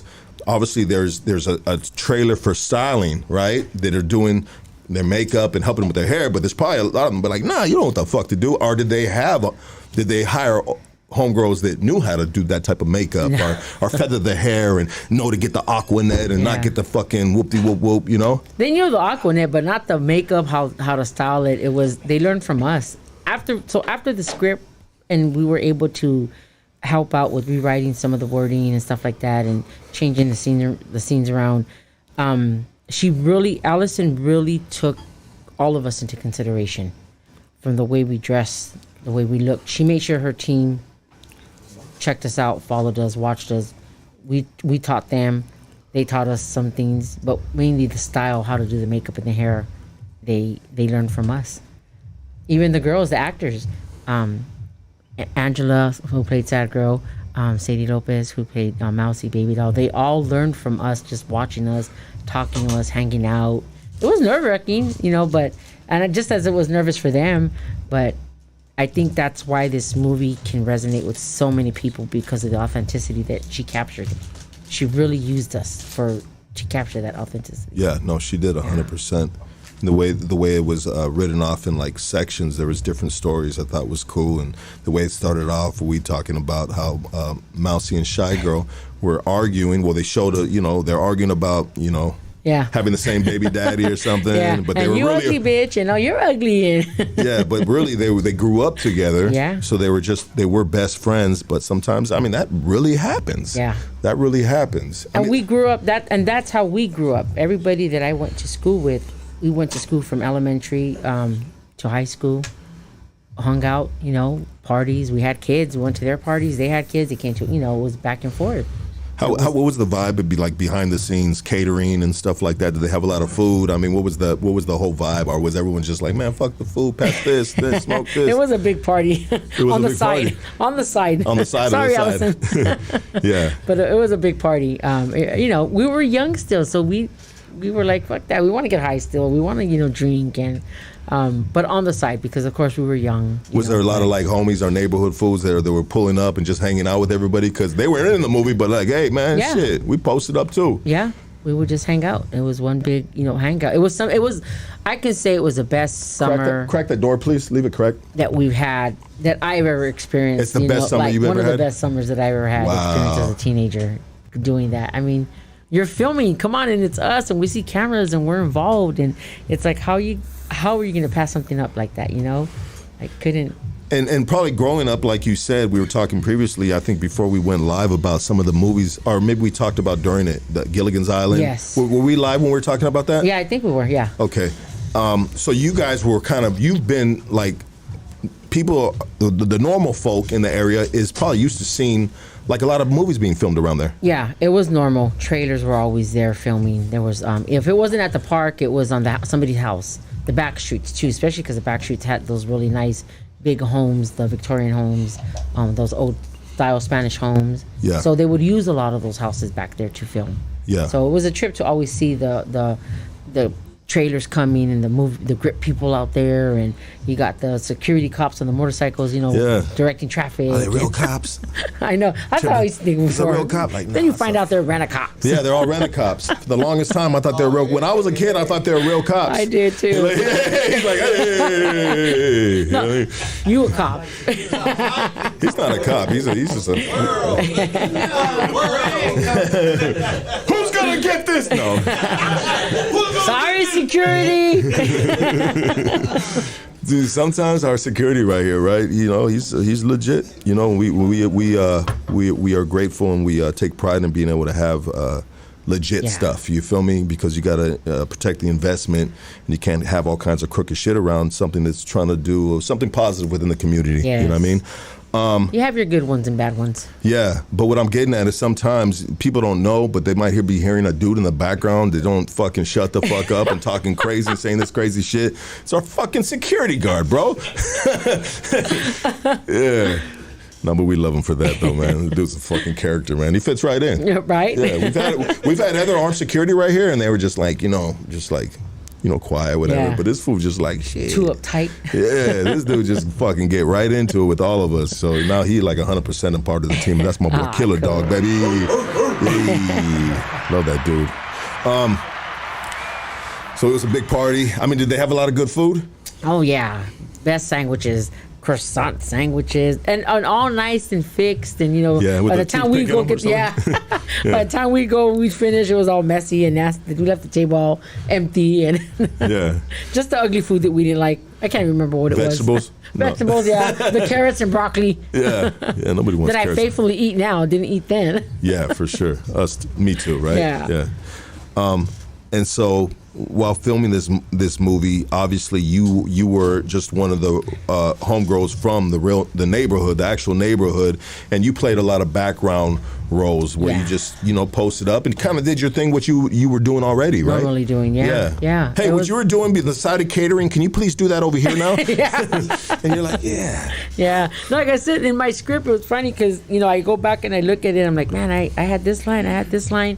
And I always think, man, if I wasn't high, I probably would have, been able to practice them all. I mean, we still had to do the story, but she cuts out what. Of course, she ain't gonna put me in there all fucked up, Yeah. So she, cut out some. So of there was a lot of B-roll that got cut out. Yeah. Probably tons of it. A lot, yeah. Wow. Can you imagine if they made the movie of just a straight B-roll? Man, that Now would be it'd classic. be comedy. No, it would be it would be funny, but that's what happens in the background. Yeah. You know what I mean? Motherfuckers clowning, acting a fool. Yeah. You being yourself in your natural state, which is happy because you're around people that you love and you fuck with, and then all the other little extra shit that's on top of it. I mean, it wasn't just me. She put up with. I mean, her whole crew put up with a bunch of these, kids, teenagers acting a fool, drunk, high, but they did it, they did it with a good heart. They came, they all had a good heart. They were all cool people, down to earth, interested in how, it was just amazing, like how interested they were in our culture and our style, our growing up. And some of these people that worked on the set too were not even from LA. They were, maybe some came from New York, barely living in LA. I would say Giggles is from New York. Yeah. Yeah. She is. You can tell she's like an East Coast chick. Yeah. For sure. Yeah. But then Mousy and Sad Girl, thank you. And feel free to correct me every time I fuck something up, which I will do while I'm talking about this, and I apologize. But I don't know, San Fernando Valley maybe? Sad Girl's from New York as well. I think she came from the Bronx. Okay. Yeah. Okay. Mousy, I don't know where she's from, but I think she's LA. Yeah. Yeah. Okay. I think she's somewhere here, LA. Baby Doll, she's from Oxnard, Ventura County, up that way. They did a good job, huh? Those girls did a good job. But thanks to you, right? Yeah. And the supporting cast, right? They learned. They learned. really observed us. Observed us, and like to the T, just the way we were as females. Like captured everything. So it's cool to see that. It's cool, like to see them. There's a little video on YouTube too that you can see, and they talk to the cast about meeting us for the first time. What did they say? I haven't seen that. They were scared. They were scared. Yeah, how they were scared about meeting us, and it was like vice versa. Crack it, dog. Just leave it cracked. Yeah, and it was vice versa for us too. Like nervous to meet these actors that were already in front of cameras or used to the cameras, and so we all learned from each other. They gave us comfort. We gave them comfort. They made us feel comfortable. We made them feel comfortable. That's dope. Yeah. That's dope. And I wanted to say this previously when we were talking about just the whole setup of with like catering, production and stuff, and you guys, homies and homegirls being from Echo Park and always, you know, being around it but never being a part of it, you know, being around the big shit that's, why is that shit closed off over there and those rent-a-cuts and that, oh, they filming that movie on the motherfuckers, all right, navigate through that bullshit, whatever.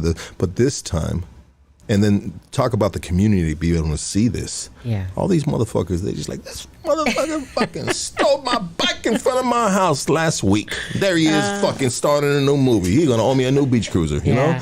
You know, I really hold, not just because it was a movie about the lifestyle that I grew up in and with the lifestyle I lived, but I appreciate this movie a lot more because she utilized a lot of people from the community to be in the movie. The grandma, she is the one that plays Ernesto's grandma. She was one of our childhood friends. That was her grandma.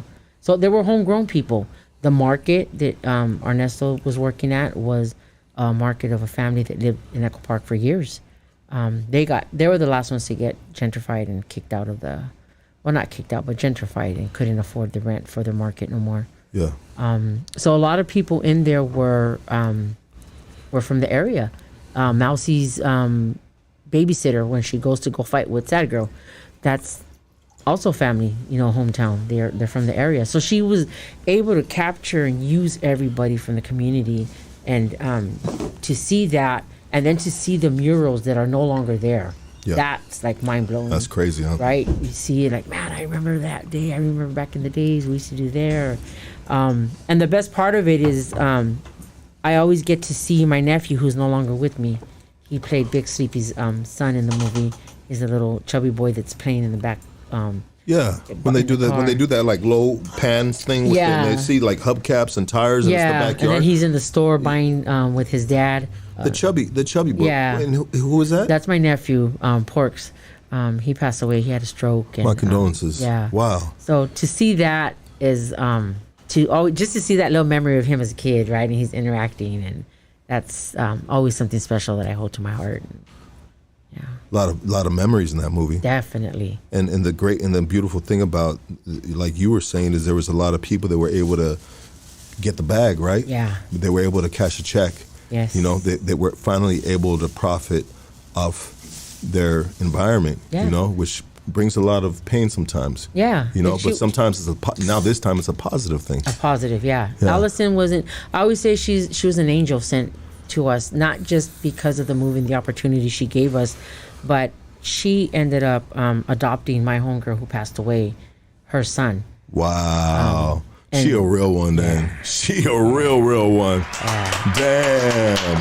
That's next level right there, baby. It was, I always hold her dear to my heart for that. And just to know that I was able to see him, you know, with social media now, right? You were able to see everything when social media came out. So I was able to witness him growing up and seeing him become this, you know, young man who is also now a producer himself. Wow. And he has kids of his own, and I was able to see those kids as he posts his pictures of them. And so it's cool to see that. That was my best friend, Nika, Casper. They show a picture of her at the end of the movie, and she comes out in the meeting scene. She comes out, has a little role in the meeting scene. But she didn't make it through the movie. She passed away, yeah. And that's the in memory of at the end of the movie. Yeah. Wow. Yeah. Okay. No. Wow, that movie's like, it's got a lot of history. History, like crazy. I see people like when I started coming out and putting myself out there, a lot of people will run their mouth, talk shit, like yeah, and I would catch myself in the beginning arguing with them. It's like after a while, I was like, you motherfuckers don't know.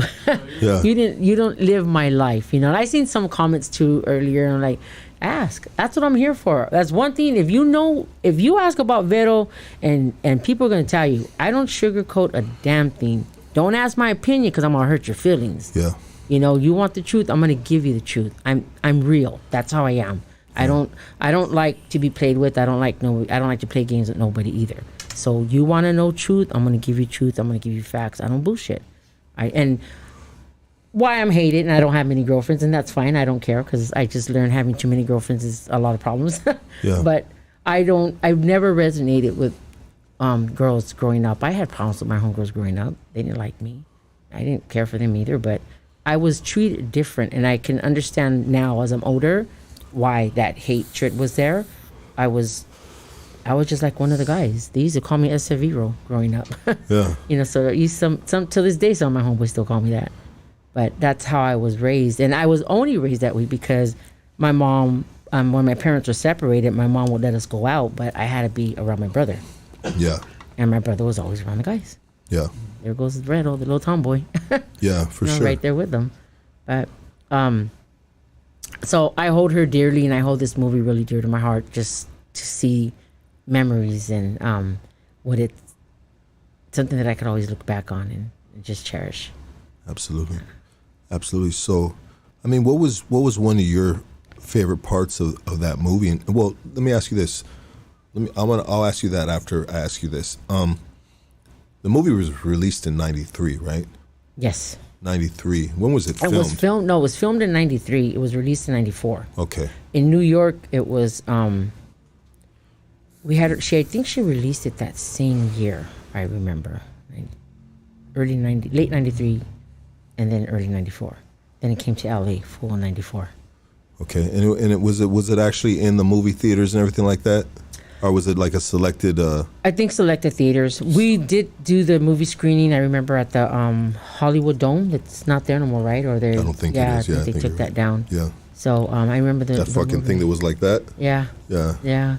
And it's a trip. I see the director had posted pictures a couple months back, and J-Lo's there. I'm like, I was blown away because I'm like, oh shit, this Brad was there. You know, you had like all these actors that were there. Upcoming actors. Upcoming They're actors, yeah. Huge now, like J-Lo, yeah. Who I didn't know then, but now they're big and they're out there. So to see that was like, man, here we are amongst these stars. Yeah, well, it cost a lot of people were probably very intrigued by it. Yeah. You know, because it was probably one of its, one of the first. Yeah. Right, in regards to like the way it was scripted, like Homegirls and Yeah. whatnot. And I remember at the premiere, we're sitting. She had like a whole row on the right side section. It was the homeboys. I remember getting picked up in a van. The shuttle vans would come for us, and they picking up everybody. And we're out there in front of the Senadona. Everybody's throwing up Echo Park and taking pictures. And with all these rich people, and they're just all looking at us like, who are these hoodlums? Yeah. Then we walk in, and they're like, oh, they're the cast. Yeah, they're the stars. So it was a trip to see that. And then you have in the middle the movie stars, and then you're looking. If you were a TV person or you knew your movies, then you knew who the actors were. But I was in the streets. I didn't hardly ever look at TV, so Yeah. I knew there was somebody important. Just didn't know who till later. They started probably doing more work, and they established themselves as an artist. But it seems like a lot of the actors that we know now that have done a lot of movies, that was probably one of their beginning roles, some of their beginning roles, huh? Yes, like so, Salma Hayek. And I believe J-Lo auditioned for the movie. Yeah, she was trying to play Giggles. I think she was trying to play Sad Girl. Sad Girl? Yeah, I think she was That'd trying to play Sad Girl. Yeah. Imagine should have got that Yeah. shit. I don't know. So yeah, it's a trip to see all that. Even pictures after the premiere, after the screening, the premiere party. I have pictures with Cypress Hill. I didn't know who the fuck Cypress Hill was then. Yeah. Like, and I see these pictures. I'm like, damn, here we got pictures of Cypress Hill. Proper Dose and Lighter Shade of Brown, and it was a trip to. Well, it's such a trip. As one of my favorite groups is Psycho Realm, and Psycho Realm had a fucking song on that soundtrack. They did. And that's before they popped. Yeah. But they're already in that scene, right? Yeah. Especially that side of the town too. That town, yeah. Yeah. They were those were the up and coming artists during that era. Psycho Realm? Yeah. You guys fuck with Psycho Realm back then? Yeah. Fuck yeah. Huh? Yeah. And then, so what I was going to ask you is, well, how long did it take to film the entire movie? I think we did I want to say probably about a year and a half. Some of the scenes that weren't being filmed no more in the neighborhood were being filmed at the studios.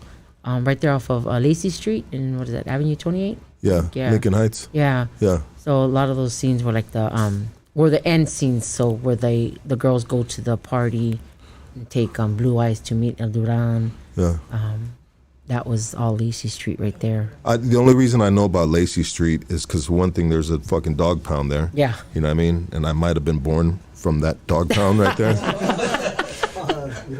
And then across the street from that dog pound, there used to be a fucking industrial strip, which was a strip club back in the day. And I had a homegirl. I'm almost going to say her name, but me and my homegirl from my neighborhood used to be together, and she worked there. You know, when I got out the pen one time, I was young though, early 20s, something like that, and I used to drop her off. I was like 21. I'd drop her off and shit at a industrial strip right there on Lacey Street. You know what I mean? She'd go fucking shake that booty. You know what I mean? Pick her up and collect that dough, baby. Collect that money, right? Yeah. Good job. I mean, I wasn't job. a pimp. I was just being a supportive fucking boyfriend. You know what I mean? Like, somebody's got to have a job around here. You know? Might as well be her. If her body's doing it for her, knock yourself out. Oh, she was killing it. And so, what was one of your favorite parts of the movie that you really really memorable? Oh man, there's several. I think the meeting scene was a lot more meaningful because it was a lot more intense of a scene. And the other ones, it was, because you're behind the scenes, you could be goofy or whatever, right? Or you weren't saying nothing. So I think that the meeting scene, especially where Giggles asked to raise their hands if they all agree. Yeah, and they didn't want to raise their hand. Yeah. Like, fuck that, we don't do that shit, you know? But I think that was the most, I get my kicks out that part of the movie. And how many homegirls? What's the ratio of homegirls really from Echo Park?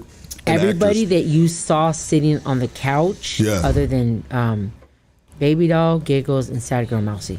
So the 4 girls, main actors that were playing the role. Yeah. Everybody else was. There's probably about 10 altogether. Yeah.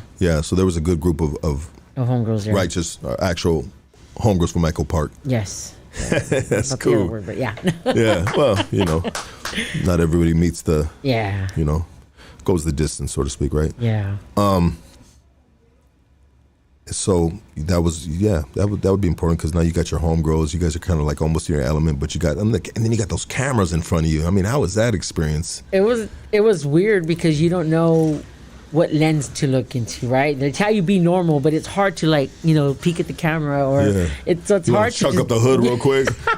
Yeah, it's hard to be yourself, It's like you're trying not to pay attention that it's there, but it also catches your interest because you never see movie people, or you're never in the movie actually filming when the movie people are around. So to actually be behind that camera and the lights and stuff was it was nerve-wracking, but also interesting too, Yeah, so you actually have people, professional people in the industry that this is what they do. If it's shooting the camera, if it's the lighting people, whatever it is.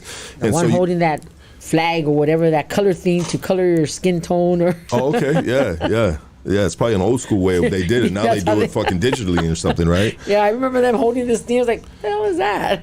I mean, was there any drama in the background, with some of these people, the staff or the production, right? No. They were all cool. Everybody and they just was cool. They knew where they were at, right? Yeah, I think everybody was just, even us, we were all on our best behaviors as much as we could have been. But no, they were really cool. I don't know if it was a fear.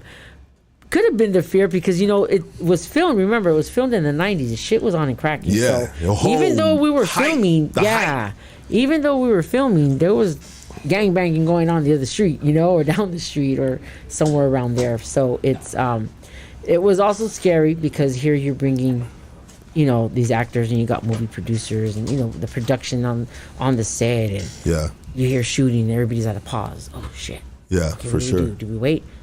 Let's wait. Somebody will come up, in a car, or somebody will get a phone call from somebody, and know what's going on. Are you guys good up there? Okay, everything's good down here, and so she took a lot of that into consideration too. Yeah. So the actual street beef that was out there while you guys are out in the public, filming this freaking movie. So doing night scenes, it was certain days.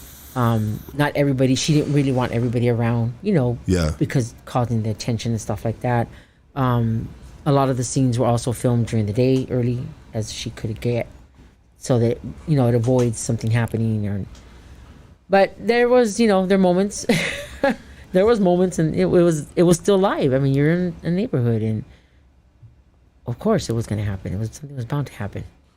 So you guys really did deal with some shit there while you're doing it. Yeah. I don't expect you to share that, but I think we all know that if you for a year and a half. in the hood, I know some of them. You were in the studio time, one of my favorite streets, Lacey Street, right? But yeah, that's bound to happen. Yeah, it's bound to happen.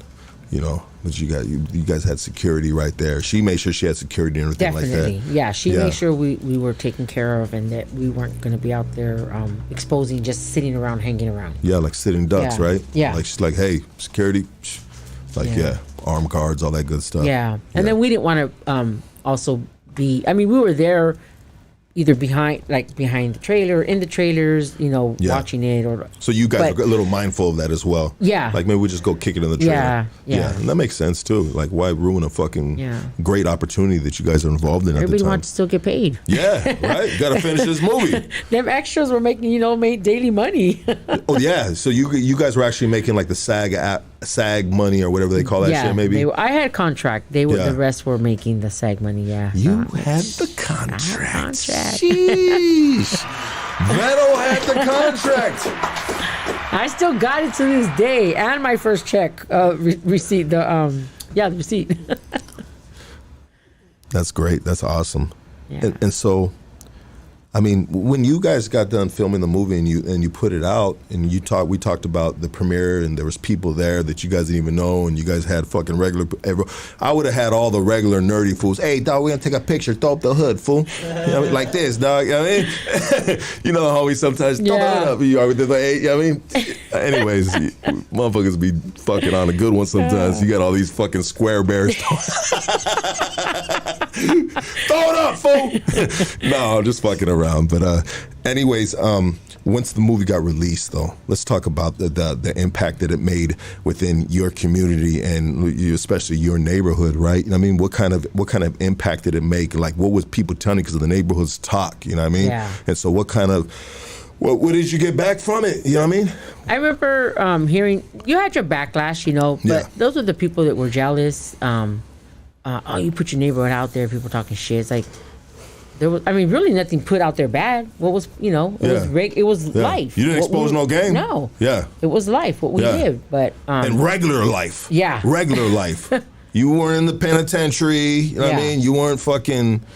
Yeah. So it was, but I think it. I don't know. I could say I walked a lot more prouder. Like, as you should. Yeah. You felt good about yourself. Yeah. Definitely. You felt like you accomplished something. Definitely.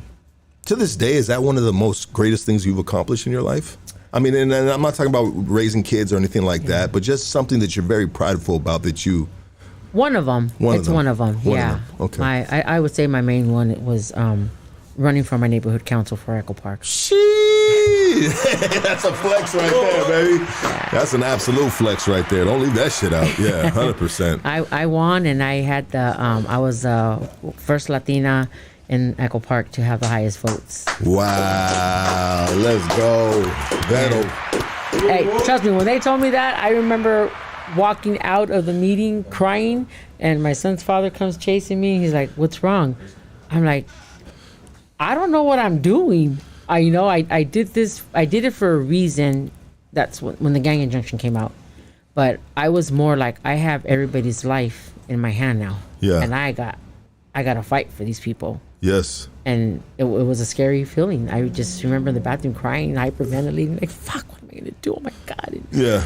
But it was one of my greatest compliments because I was able to make changes and have people's heads turn, and I had the people talking behind my back, and I think the number one out of it all was I had police hating me, and all right, I did what I because you're from the neighborhood. Because I'm from the neighborhood, I had more insight of how we could help these communities. I had insight of what the police were doing to these youth, and so you were a little bit against them then in regards to in some of these meetings. Yeah, but they were very surprised when I ran up with them and fought against them because they thought that they had just a regular homegirl. But it was like, no, I had the best of both worlds. I had my street cred and then I had my education. So they couldn't put one or play one on me as much as they wanted to. And then the help with other organizations that came out to educate me on gang injunction because we had no clue what the hell it was. I'd never heard of it. I've heard of it from other cities, but never knew the intent and as far as they went with it and what it entitled and what they were doing to people and how they were hurting people. Yeah. Yeah, there were a lot of misuse of their position. Yes. Right. A lot. A lot of and not everybody's made to be put in a position of power. Like I could have got what you got. Would you get the city council? The neighborhood council. Neighborhood council, man, I'd have walked out and I'd start making citizens arrest. You know what I mean? What you looking at, dog? Get your ass on the wall. I mean, what's this? You don't need this tonight. No. No, but I used it to the best of my ability. They would hem up my nephew and my other nephews, my son, and I'd get a phone call. The cops have the kids. I'd go down there, your fucking asses, come on. They used to hate us because when they would have the kids hemmed up, we would go down there and tell them, come on, go home. And what's going on? And the cops, you guys are interfering in police. They ain't doing shit. They're kids, leave them alone. They're just playing. That was when I talked about the throwing the lemons. Yeah. That was a big issue for the police because they were throwing lemons. I'm like, okay, yeah, it's vandalism, whatever, but they weren't writing on the fucking walls, you know? Yeah. They're throwing lemons at each other. Let them fucking play with each other. That's how they want to fight. That's how they're going to fight and play fight. Absolutely. And so we kind of skipped forward a little bit. So after the movie, I want to go back a little bit, but Yeah. so after the movie, like what did you do with your life after the movie? Because you're still in high school, right? I had dropped out of high school, and then I kind of just was trying to figure out life. Well, my parents and my dad ended up buying a house in Eagle Rock. Okay. And we moved out there when I was 17, and I would go back and forth from Highland Park, Eagle Rock at the car, Absolutely, yeah. back and forth. True freeway, baby. Yeah, the bus back then. Didn't have a car then. Yeah. But still in the neighborhood, and then I started dating my older homeboy, and we got married. I got pregnant. During the time I got pregnant in 93, I went back to school. I went to college, finished my education, made something for me. You know, I took a business class, and I was doing accounting for 10 years. So I was an accountant, and I was just living a mom life, a wife life, doing, what mom's supposed to do and taking care of her family. Has this movie always shadowed you throughout your life, or was there a point in time when you lived the way you lived, being a mom, doing the mom life? You know what I mean? Where it's just it was just a part of the past. I mean, or did it one day just creep back upon you, or has it always been there? No, it was a part of the past. It wasn't, I own my business now 8 years. So about 9 years ago, it surfaced back up because Sad Girl started, social media was out, right? We had Instagram, Facebook. Yeah. And she was very into social media. And she started creating her own brand called Leffingwell. Yes. And I surprised her one day at a show in La Puente. She was doing a pop-up. People went out there to go see her, and I surprised her. And we were inseparable ever since. Wow. Ever since then, we sat down. But I was more shocked when I saw the crowd that was there, because I would go to the show, like car shows prior to all this, right? Yeah. But I didn't see. Who was a movie star you'd probably always see? Danny De La Paz. Okay. He was the dude always in the bomb. No, Danny De La Paz. What's his Puppet? The one that played Okay. Puppet in American Me. Okay. Yeah. I know you're talking about. I'm sorry. Yeah, Boulevard Nights, right? Yeah. So he was the actor that you would see at all these shows. Never, sometimes Kid Frost, right? But he was a performer. Yeah. So when I went to go meet Sad Girl at her pop-up, I was just blown away at the amount of people that went to go see her and the impact that movie had on these families. Because you had great-grandma, grandma, you had the daughter, her daughter, grandkids were there, and everybody knew the movie. And I remember sitting with Sad Girl after her event was over, and she's like, we got to do something. The crowd wants us. Yeah. Held back so many years. And Sad Girl was the leading actress that wasn't from the neighborhood. Yes. So, I mean, what did she do after that? Did she not do too much after that? She filmed. She did Desperado. Okay. What other movies did she come out in? I don't remember the name of the other movies, but she filmed after that. They all did. They were all regular actors that still had contracts with other people or... Yeah, with other production companies or agencies or whatever. But for some reason, that movie for Sad Girl really resonated with her, and then it really affected her in her life to the point where you said when social media started up, she started coming out and kind of promoting this iconic movie. Like, out of all people, you would think maybe when it would be one of the homegirls from Echo Park that would have done that, but it was actually the actress that loved it so much, respected it so much, was so prideful in her role in the movie, which she did an amazing job, right? Yes. You know, and she said, you know what? She knew the magnitude and the power of it, of bringing it back, right? Yeah. So she started with her brand called Living Feedme, and of course she used herself, Sad Girl, to promote, and people were just coming out, and like it was. I couldn't believe the amount of people that first night when I met up with her, and just to hear their stories and see the excitement. Oh my God, it's Angel, Sad Girl. It was cool, you know. And you felt good. After that we started, and then she would introduce me. This is one of the original homegirls, and she came out in the movie too, and it's her life, her story, and so it's cool to see. And it's funny that no matter how small of a role you had in the movie, the fans recognize you. Yeah, they really recognize you. Yeah, and because I remember doing shows with her in the beginning, like, well, who's gonna want to see me? Yeah, I know I came out in it and I had my roles and I had my part, but they want to see you guys, you know? And it's like, when I started doing the shows and the way these fans would get, you know, hysterical and crazy. Oh my God, stranger. Hey, yes. It was cool. I was like, all right on. These are true fans. Yeah. True fans. And so that's interesting. Like I had asked you, there was a point in your life where it was just the past until this point in time when Sad Girl starts promoting it. Yeah. You said kind of towards the beginning of the social media era. Yeah. Yeah. Yeah. And then you just, since then, you've been kind of like just back on that wave, so to speak. Yeah. Is that safe to say? Safe to say, yeah. Yeah. We started doing meet and greets, and she started bringing on the rest of the cast, Mousy, and then Christina, Baby Doll. That's my ride or die chick. Her and I have always been friends since we were young. Well, I mean, since the movies. Calm down, fool. He knows what I'm talking about. That's Baby Doll. Everybody loves her. Baby Doll right here. You got a fucking I love you, stick Christina. figure over. Yeah, her and I always kept in contact. Yeah, so when we started this dude is a fan right here. Right? He don't want you to sign his titty or something. Sign my titty. Only if your wife is okay. This man boob. Just gonna pull out a big old milker. Horchata dripping out of it. Cochino.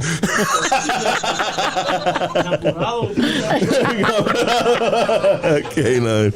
I don't know. Let me turn K9's mic on over there, dog. While you bullshit. Pull that mic over there towards you, fool. You know what I mean? I need the side busting the K9. You know? You need to be throwing some shit in there, fool. So you've been riding this wave, and we were talking about back to your advocating for the. You started getting involved, obviously, in the city politics. You know, yeah, because you were, you were a voice. You know, and you're not an average voice. You know, you were a staple of the community. You've been there and you've seen the good, the bad, and the ugly, right? Yeah. You know, and you wanted to make a difference within your neighborhood, within your community, you know. And what was your main objective of running for this position besides what did you want to change? You know, what was how did you win it? I mean, how did you convince Echo Park, which is a combination of the old school people and the gentrifiers that are there? You know what I mean? How can you get the vote? Because not usually, but it seems like in some of the communities, man, there's so many gentrifiers now voting this and that it's hard for the homegirl to win that, you know? Yeah. And so how are you, man? Did you win them over too? Yeah, I did. What was your pitch? What were you telling them? You were like, fucking Starbucks on every corner. The truth? No, it was, they gave us a hard time, first of all. So my votes should have not been valid according to the city. And that was because the people that were voting didn't live in Echo Park no more. They used to, but they got gentrified. Yes. They got kicked out. Okay. But they all worked in the area. Yes. So as long as you worked in the Echo Park area, you were able to vote, and your vote was valid. So they couldn't fight it. They were, as much as they wanted to throw those votes away, they were like, nope, there's bylaws, your bylaws.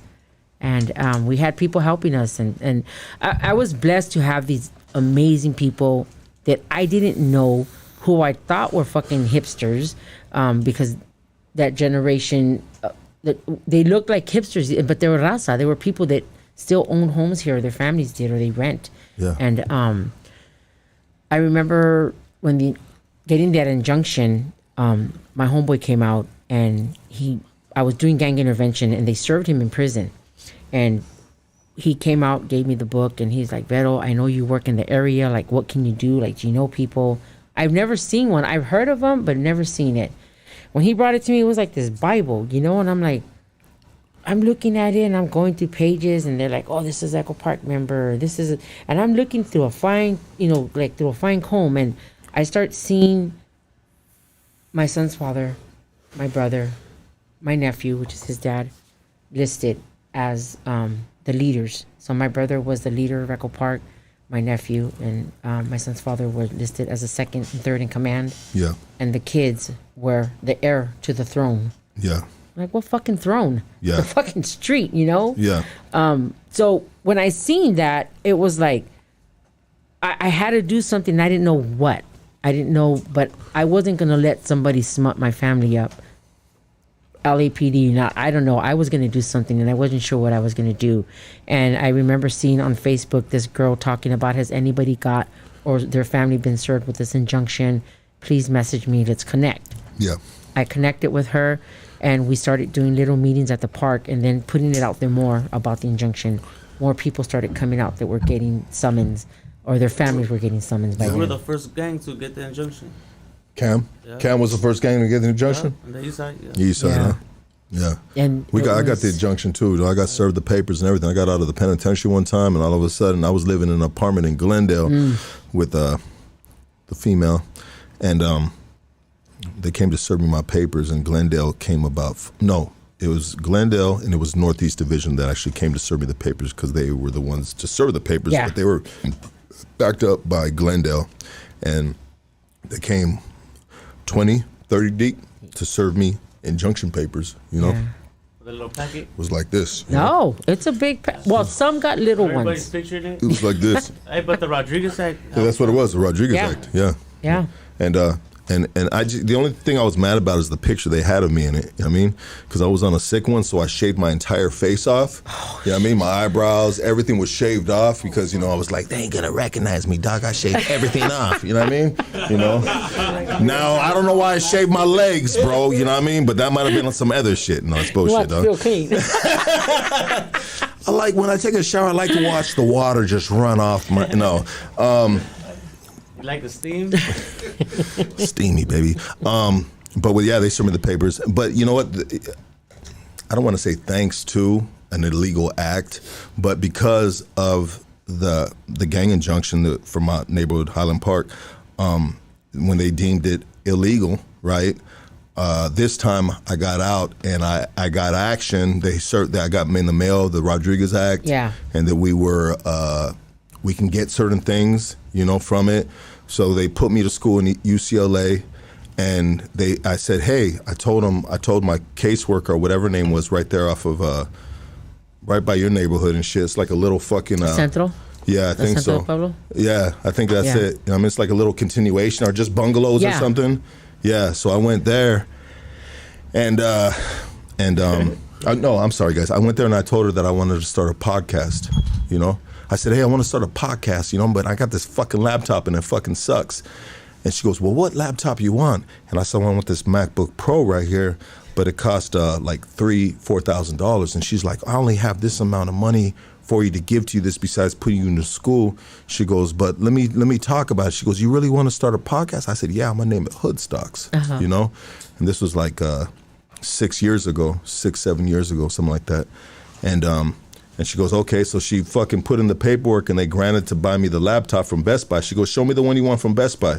So bam, bam, bam, sent it to her, and they got me the laptop, and that's how I was able to start Hood Stocks with that laptop from the gang injunction. Yeah. Yeah. Wow. That's how they give us the money, right? The money to put the mic to you. That's how I got Okay, my Niz. job too. Shit. That's how you got your job, baby? Yeah? Oh, the first job I had. First job? What was the first job? I thought you were stripping or something like that. Huh? I was tripping. I was pimping. Pimping, baby. Pimping. There you go. Big pimping. It's a hard job right there. You know what I mean? Got to be up all night. You got to have good eyes. You know what I mean? Keep an eye on these. No, I'm just playing. But anyway, so back to the question that I was asking you in regards to, you didn't like what you saw in this, what they gave you. And you said, I need to set this record straight. And they're not going to drag my family's name through the mud with some bullshit that's potentially not true. Yeah. And especially so it was written by this lady in Boston who only lived in Echo Park for about 6 or 7 years. So the fact that they had this lady write this, but of course they got their stories from the police, right? Everything that they get. But still, it's like she put this story of people that... She painted a narrative. She helped them police put that. But as I started looking through the injunction, I started noticing pictures, and they were putting pictures of people they said that were from my neighborhood, but weren't from my neighborhood. Yeah. They got them like out of a Teen Angel magazine or off the internet, but it wasn't homeboys. So I'm like, oh, wait a minute. Something's really, really wrong. Like, how the fuck did this get passed through the city? How did they grant this to even happen? But not just my neighborhood, the other neighborhoods that were listed. Yeah. There was pictures and there were people that they weren't even from those areas. And I was like, nah, this can't get through. And when we started doing those meetings in the park, it started getting noticed on Facebook. I had people from Oakland, Santa Barbara, Santa Ana come and educate us on the injunction because they were already fighting it. Or some of them, I think Oakland they had cases that I already won. And they put me up on game. I didn't know what I was learning, how I was going to use the tools they taught me, but I was listening and I paid attention and I was like, okay, let's do this, let's fight this. And then we had people from, Peter Baring from the ACLU. That man, ACLU came through for us big time. And so did, can't remember the other agency. What exactly is ACLU? I know it's an organization that fights against injustice. Injustice, right? Yeah. Okay. But is that I always, when I hear that, I always identify that with a black organization, and I'm not trying to sound any other way, but that's my honest truth. Yeah. Is because it seems like, is the ACLU ran by? It's a mixture. Okay. But I think their first cases were with the African American community. Yeah. Yes. It was with them, and they won. I can't remember the case it was, but it was a big case that they won that had to do with the African American. Okay. And they just started fighting for the people now. Wow. And that was for people in general. Everybody. Race, color, yeah. How do you feel about when it comes to the African American community and it comes to the Latino community? The African, I've always felt like, well, I'll tell you how I feel about it, and you tell me, you know what I mean? What you think. But it seems like sometimes I feel like the Latino community is a very tight-lipped community, which I understand because, I'd say I'm a part of it, sometimes, I don't know. But sometimes closed mouths don't get fed, right? Yeah. And it seems like the African American community has been very, very vocal, and so they've fought for a lot of things, and I think they've been able to get some maybe residuals back or something back. They win, and that's I always say that we could be just as big as them when it comes to the rap industry, right? Music. Music. Movies. You're really going there with music, yeah? Yeah. Okay. They feud with each other, right? Yeah. But then they're helping each other out. Raza feud with each other like, fuck you, turn your back. Yeah. Don't want to help you. Yeah. They still help out their people. They stick with each other. They stick with each other, even though they beef it, right? But it's like, all right, I helped you. And I try to do that, and I try to share that with people to do it. Like, okay, it's time. Like, fuck, we're big. Without us, what is those little memes you say? They show on Instagram, Day Without a Mexican, and then that movie, right? A Day Without a Mexican, the fucking world is... It's true, though, right? I mean, we can be huge if we would just fucking unite. Don't say you gotta love each other. Yeah. But when you gotta unite, use it to your ability. Because we can be huge. Cinco de Mayo. If we had everybody unite, I mean, other than the ones that showed up that day, that were gonna be at the park... If more would have said, you know what, fuck the show, let's go help them out. Let's go stand our ground. I think we could have took over that park. Yeah. Something could have been done. We would have outdid the police. Yeah. They don't have that much, people out there, they can't afford them, all of their cops, you know? Yeah. But I think if we were, and that's the difference with the black community in Mexico. They fight and they fight and they fight. We sometimes just stay quiet but also because of fear, right? We still got people that might be on parole or probation, whatever, or just don't want to put themselves out there or be seen. Yeah. And that's understandable. But without us fighting and sticking with each other, we're always going to be fighting. We're going to be fighting and potentially struggling, and maybe if you're an artist, maybe not where you want to be at. Yeah. You know, or just being like, damn, dog. And I've said this before, and I'll say it again, guys. But why am I driving a brand new Honda Accord instead of a fucking brand new European ride, Lamborghini, et cetera, right? You know what I mean? And yeah, most definitely, it's got to come down to coming together, unity, and just like you said it perfectly. Like, you don't got to like each other. But if we can somehow come together and benefit each other to help each other grow, I think I do that with Hoodstocks right here. I think we, you know, as we grow and we get, you know, bigger numbers, whatnot, or whatever, you know, it's been a slow grind, but I feel that we add value to our guests that come on this platform, you know, and, you know, that can.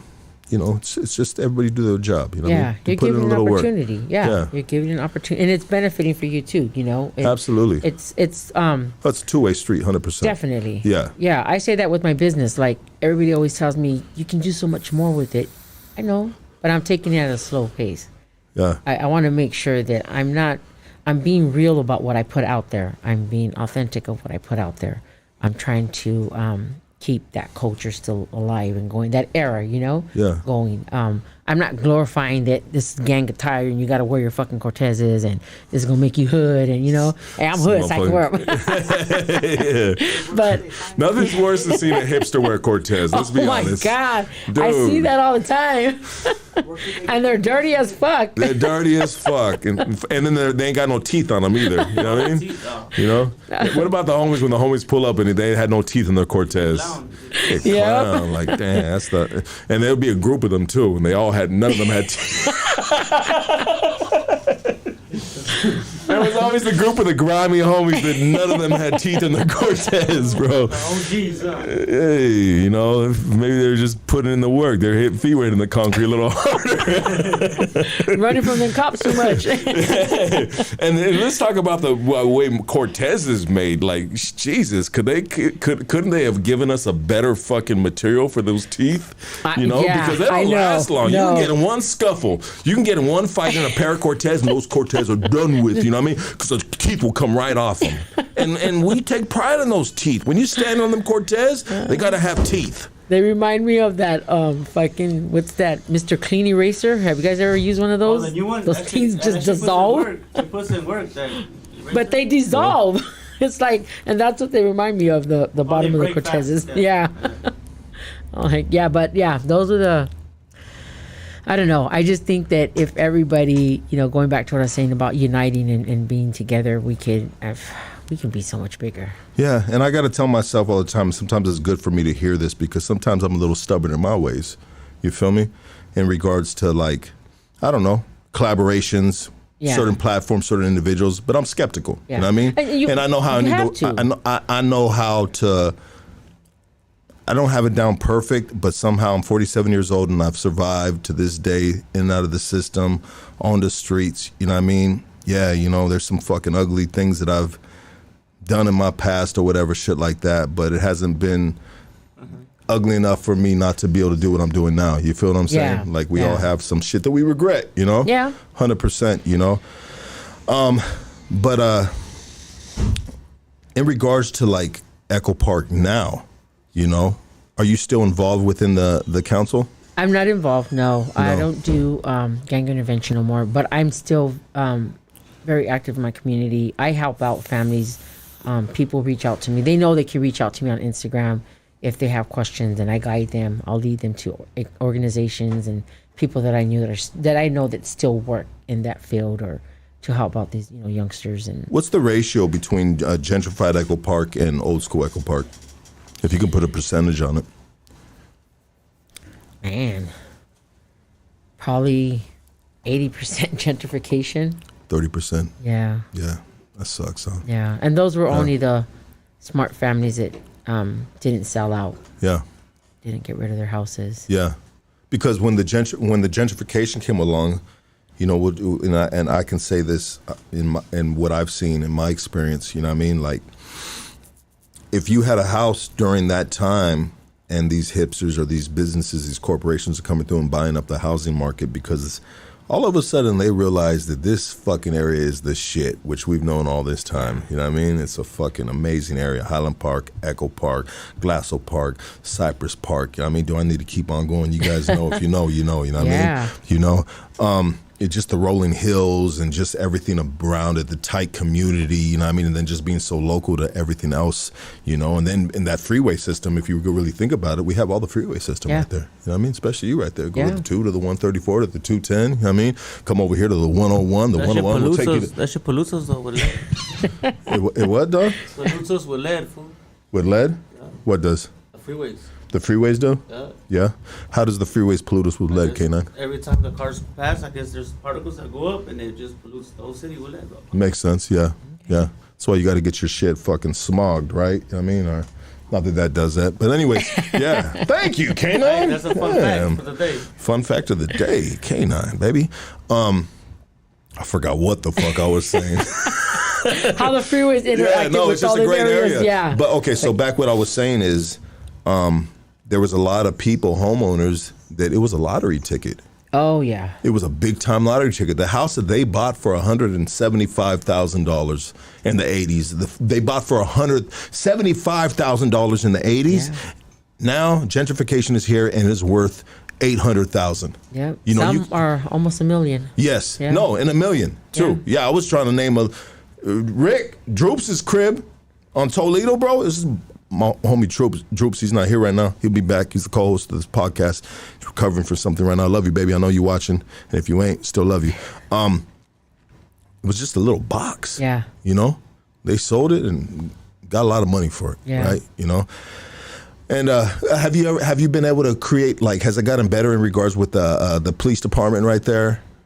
No, they're still, well, it's gotten better as them not, how can I say it? Trying to prove something. Yeah. They still have their... Would it be being proved dominance? Dominance, yeah. Dominance, trying to prove dominance? Yeah. We running this shit, not you motherfuckers. Yeah, they still come off like that, but not as hard. But it's funny because you get these new cops that are the new gang unit, right? And they come to you acting like they know who you are. And I always say, man, I bet you there's a fucking shrine in Northeast that everybody's fate. This is Echo Park, that's Diamond Street, that's, you know what I mean? Because they come up to you like they know you. Yeah. Try to address you by your, real name. And it's like, no, you don't know who the fuck I am to address me that, or your hood name, they want to address you, right? Like, it's just, I hate, you know what? I was talking to a homie on the phone and he told me he was at he was at a burger stand. You know what I mean? It's not a homie from my neighborhood. It's from another neighborhood. He said, he was at a burger stand and he goes, damn, Lux, I was just chilling. He's kind of a grown dude. He's a grown man, you know what I mean? With his family and stuff, but whatever. He's still in the area. And he goes, man, the holders pulled up, fool, and they were looking at me, and then I thought about it, I said, man, fuck that, I ain't gonna be afraid to look at them, you know what I mean? Because sometimes, you might feel like that from past... Intimidate, Yeah, from past things. So he goes, I said, fuck that, dog, I got up and I fucking refilled my soda, dog, you know what I mean? And then when I passed by him, they said, hey, what's up, so-and-so? And they called him by his gang name, you know what I mean? And the homie said, he goes, I don't know what you're talking about. You know what I mean? It's just a funny thing to say because, come on, bro, they know, right? You know what I mean? Documented already. Yeah, it's already documented, bro. You're in your fucking 40s, bro. You know what I mean? But anyways, it's just, I don't know. It kind of sucks because that's like an intimidation thing, to call a dude by his street name. To kind of like try to instill paranoia in them and say, hey, bro, we're watching you. I know who you the fuck you are. You ain't fooling nobody. We the fucking big back LAPD. And I'm not saying all LAPD is bad because there's some dudes that do their job, you know what I mean? And sometimes we have moms, we have sisters and stuff like that. And sometimes they gotta call the cops. Yeah. Somebody might be breaking in their crib, you know what I mean? And these dudes are gonna come through and they're gonna make sure they all right. They might fucking take like 15 minutes or I know, right? might even not even show up depending on what area you live in, you know, but you know, they're needed. Yeah, they're needed. I'm not gonna knock that, but fuck you, lady.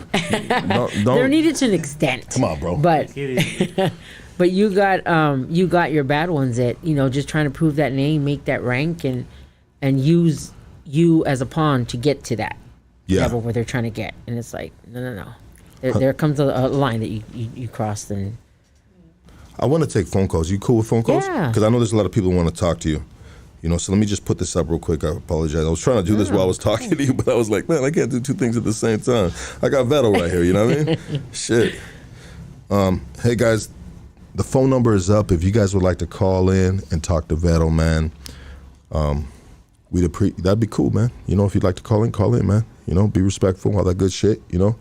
And so, damn, this time in your life, I see you got the cup right there. my cup, Yeah, that shit is cool as shit. I mean, you sell those? How come people? These are new, yeah. These are new to my brand. So I have a brand called Mi Vida Loca brand, and I started off with my original pictures from the movie. So every time there was a wardrobe change. Can I pick it up? Yeah. I know who or you every are right time here. there was. You're right there. Yeah. Yeah, you're right there. She's right there.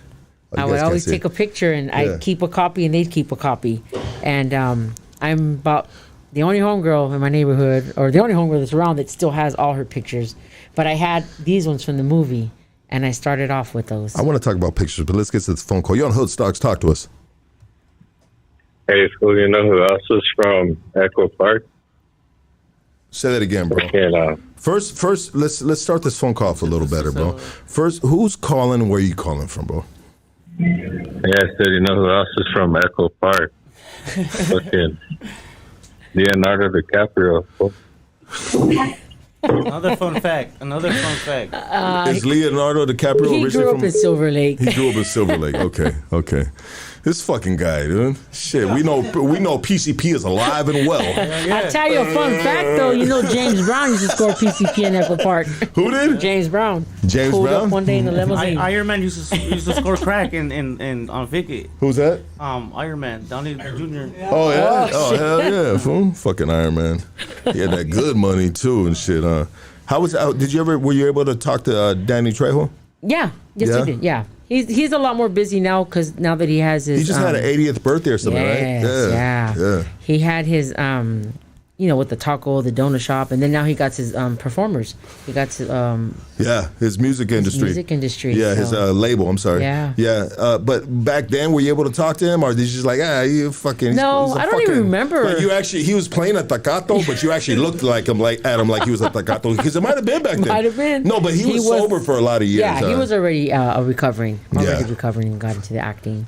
But no, but when we see each other, takes a minute. He's a little older. He's older now, up in age, and takes a minute for him to recognize. But he recognizes, and hey, what's up, Vettel? And it's a good feeling though to know that, you have, because he's an icon to a lot of people. You know, I remember him in some movies, as I was growing up. But to see him now, what he's accomplished, now it's not just as an icon, but an inspiration because he took something and with his life and changed his life, redirected his addiction and got sober and, to owning these businesses now. Fucking Danny Trejo tacos and donuts and like. It's amazing. Yeah. Can you help me out on a part of the movie? And let's get this phone call. But I got there's a part in the movie that I was confused on. Okay. Okay, but let's get this phone call real quick. Hey, you're on Hood Stocks. Talk to us. So the part of the movie that I'm confused on is when I think Sleepy, it was with Giggles. Yes. Right? He's at the liquor store, right? And he's buying something, and his daughter's in the front. But then I believe he has a son that's with him inside. My nephew. Your nephew. Little boy, okay. Yeah. But the daughter in the front, and so then the homie pulls up, says what's up to her. So the homie that's outside playing with the little girl is Little Sleepy. Little Sleepy. Which Okay. is, So Little Sleepy. And then the car pulls up, right? Yes. And it's Don, what's his name? Or the El Duran? Yeah. Okay.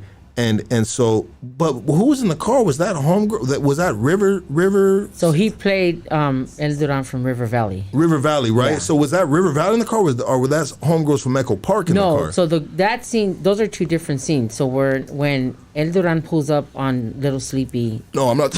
I'm not talking about that part. I'm talking about when the When they're homegirls liquor store. when the Okay. homegirls pulled up on Little Sleepy with Big I Sleepy's don't know what daughter. neighbor. You know, that's a good question. I'm gonna ask her because I think they Yeah. were just there to defend Yeah, El Duran. yeah, So I Okay. don't know if it was his lovers because remember he was a lover. yeah. He had a lot of females. Yeah. I was gonna say the B word. Check myself. Well, I'm gonna ask Allison when I see her in a couple of weeks. And then so this is my question. That wasn't really even my question. That was one of my questions. But my other question is, Giggles had a baby with Stranger.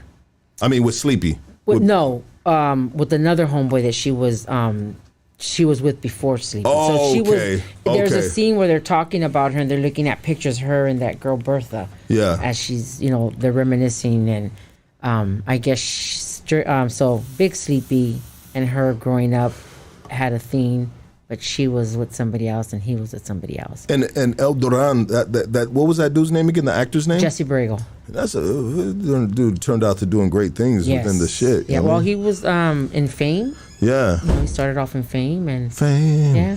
I wanna go ahead, take it. Live forever. There we go. Yeah. People were calling right now, but yeah, I'm gonna leave it up a little more for the phone calls. Guys, call in. We'll take the phone calls. But man, what are we doing now in this time and era? Besides you, obviously touring around, still repping the movie, Yeah. being able to be profitable from it a little bit. Yeah, it has its ups and downs, but it's gotten me into doors that I've been trying to navigate into. It's brought a lot of good people to me. Like I said, I started off with my pictures and I started pairing them up with stickers.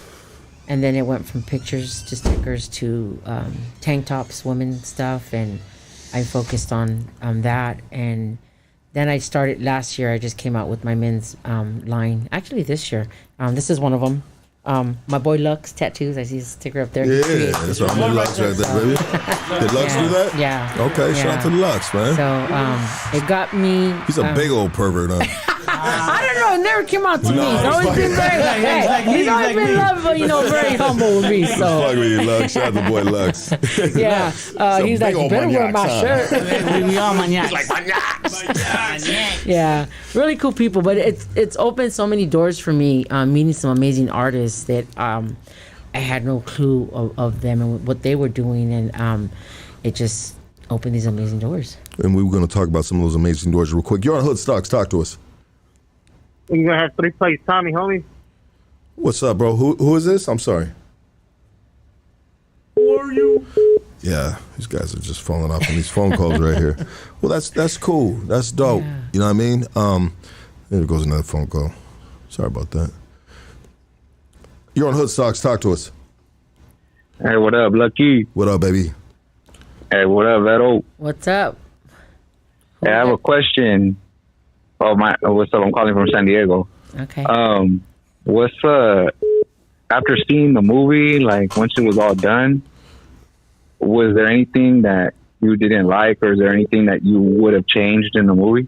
There was some parts that were still corny, but because it's Hollywood, you had to keep some of that in there, which was fine because majority of the stuff we were able to help change. So I think we're satisfied with how it ended, where it stood at. Okay. Yeah. How was it? Did you ever get to talk to Salma Hayek?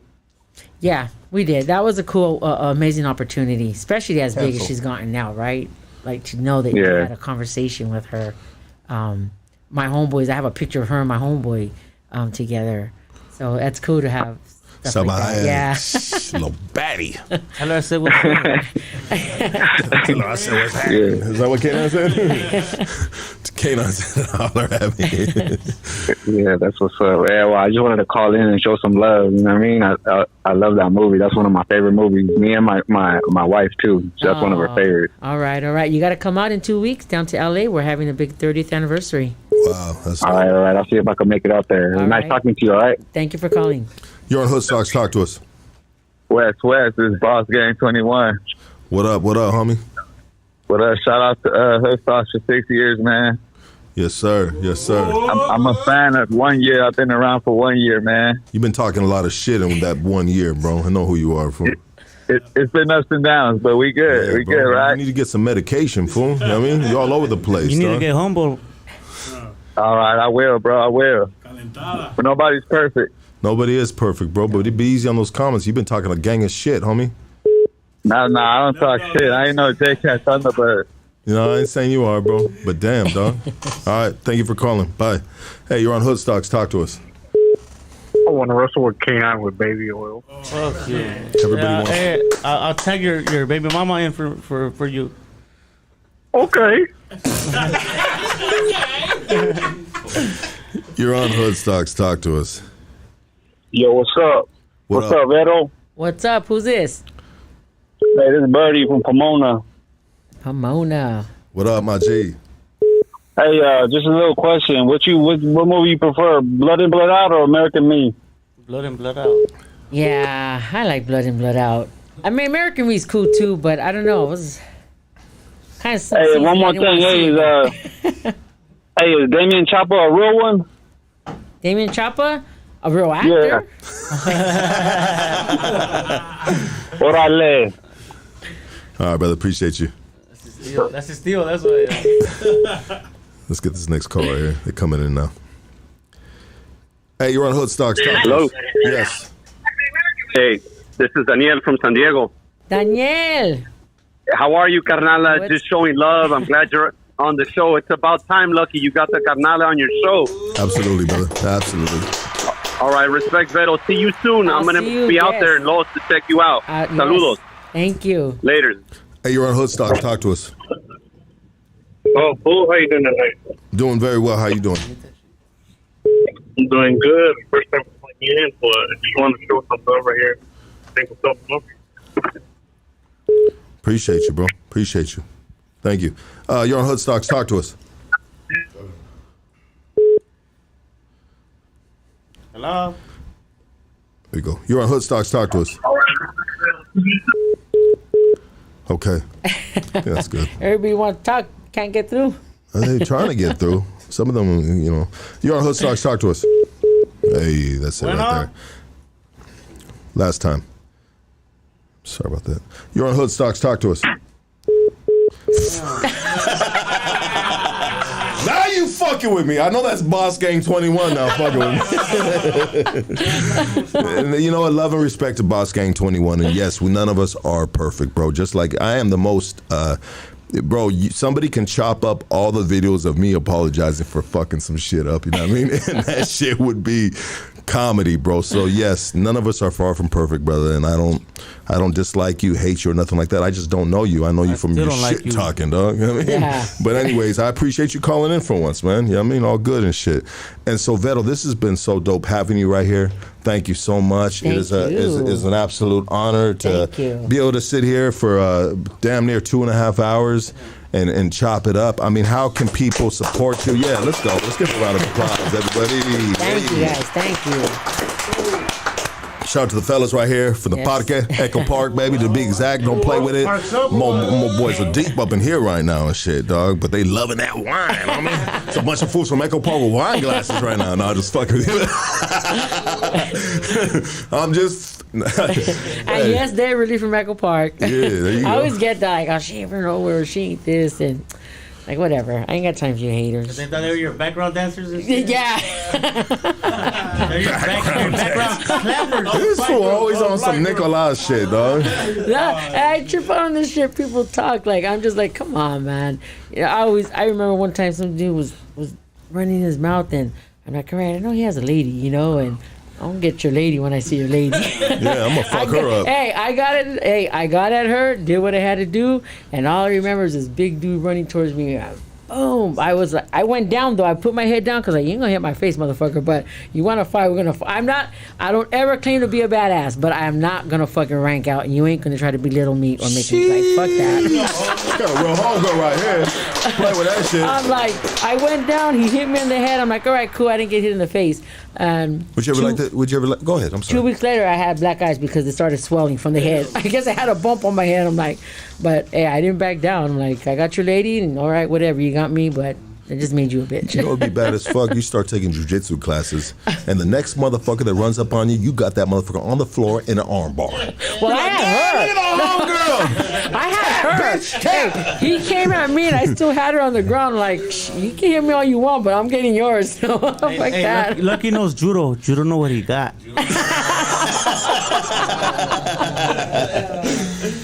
Oh my God. It's full right here, dog. How can we support you? How can the community support you right here?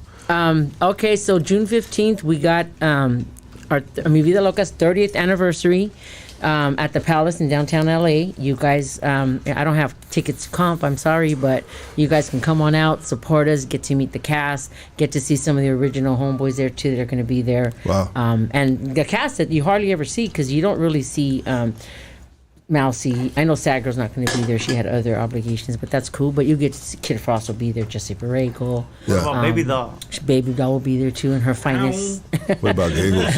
No, I wish. Where's Giggles at? I don't know. The last I know, she's in New York and she became a singer. Yeah. I think like alternative music. Yeah. Yeah. She ain't giggling on her track, is she? No, but she got a really nice soft voice. Yeah. Kind of like a jazz type, Ooh, you know? Yeah. Yes. But she got a nice voice. I've heard Something her you want to light a candle to and pour a glass of wine to. wine, yeah. Hey, we got the 19 crimes right here, baby. Yeah. Tap in with you. He's gonna need Doug Sherrod. Who's gonna need Doug Sherrod? 19 crimes.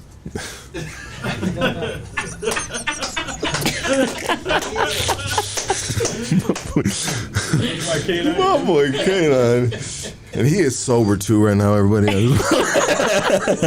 Love my boy K9. Love you, baby. I love you too, my Keep doing your thing, baby. I love all my boys right here too, and I appreciate you guys, dog, riding with us, doing what we do right here, and being able to have these amazing guests right here and these fellas right here. You know what I mean? We're gonna keep doing what we're doing, and anytime we can support. You know what I mean? If we can pull up to that, whatchamacallit, what was it again? It's the Mi Vida Loca's 30th anniversary at the Palace in downtown. If you guys can't make it, you know, tickets are $25, but if you can't make it for that day, Friday in my neighborhood at a Classical Tattoo, we're also going to be there doing a little pop-up meet and greet. I had to bring it back to the neighborhood. Yeah, absolutely. I had to. Makes sense.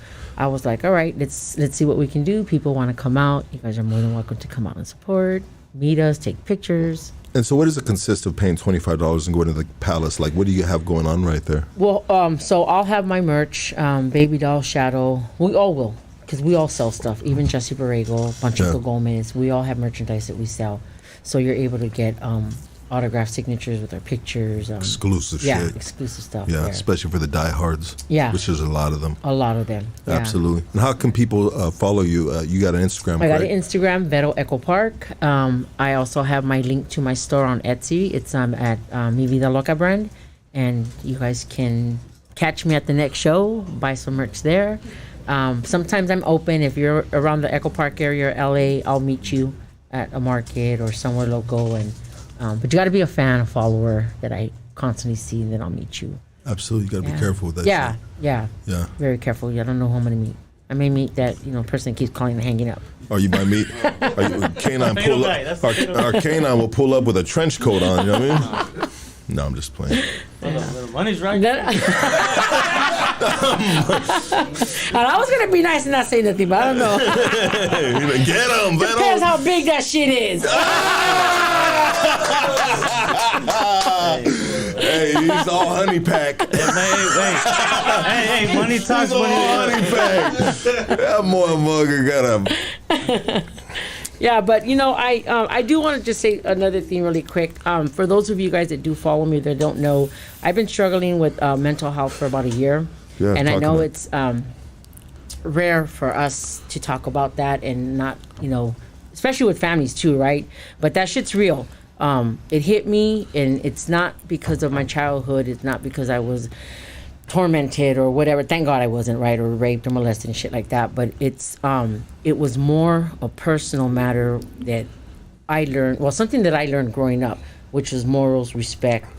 Yes. Respect your neighbors, whatever. So I expect too much from people, and I expect everybody to have that same upbringing that I did. And situation happened at work with a little youngster, and I wanted to fucking get my laptop and beat him upside the head. for being disrespectful, first of all, and not being a respectable man, the man that he was. So as I'm going, I had a breakdown and ended up in the emergency, and I was diagnosed with severe anxiety and depression, and I had no clue what I was going through. I was in disbelief. I was mad. I was like, I felt like fucking crazy. I felt stupid. Like what the fuck? Come on, girl. You raised with these fucking thugs, like your homeboys, your brothers. Like, how are you experiencing something like this? It was because I couldn't react the way I wanted to. The only way that I knew how I could react was with violence. With violence. Yeah. So I had to humble myself and be quiet and walk away from a situation really triggered me. So I'm in my third PHP class, and it's an intensive outpatient program, trying to understand why it happened and how I let it affect me, because that anger still builds in me.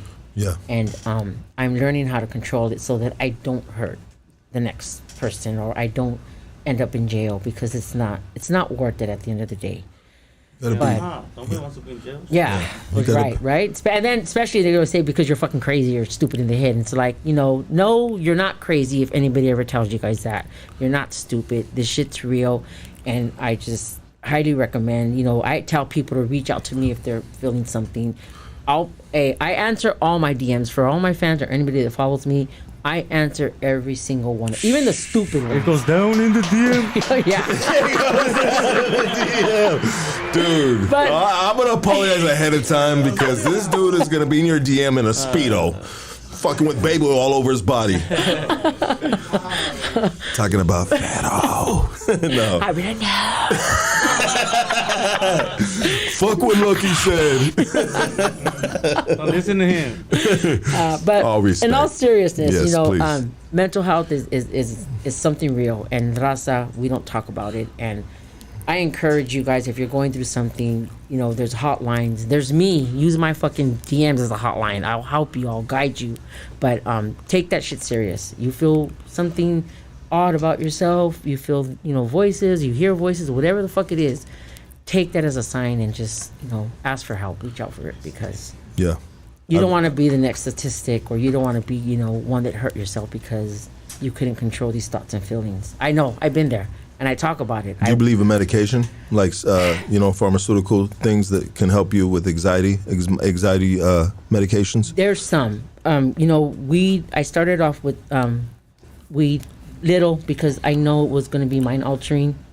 Then they started giving me medication that I didn't like, that was too strong. Give you a hangover, so make you feel like shit. I felt stupid, literally. For sure. They just dumb you all the way down. And they're going to do that because they don't know what you're going through, or how. I mean, they're going off of what you're saying, right? Yeah. But they're not you. They're not feeling what you're feeling, so they're going to play with you. And I was their guinea pig for like 6 months until I advocated for myself and I put my foot down. And I was like, unless you give me something that you know is going to help what I'm telling you is going on with me, I'll take it. And they did. They cut me off, weaned me off a lot of the medication they gave me that was making me feel crazy. Yeah, for sure. So now I'm stable. I go to classes, like I said, and I utilize a lot of what I learned.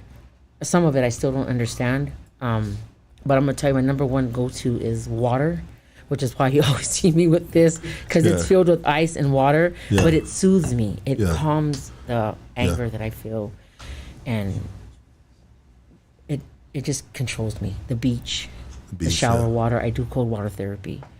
What consists of cold water therapy? Just cold showers? Cold water. Do you get in the cold plunges? I get in the shower, let it drip as cold as I can, and just let it shock the hell out of my body. Yeah. Yeah, but it regulates you, really does. It brings your concentration thought back. It snaps you out of whatever you're thinking or going through. And it's hard to describe what it is, because everybody experiences something different. Majority of people that I'm in group with have severe trauma. I just couldn't handle this fucking dude, belittling me, and I couldn't handle the fact that I couldn't react the way I wanted to. Yeah. But that's what I learned from the streets. And I expect everybody to have those same morals and respect. Respect me, I'm going to respect you.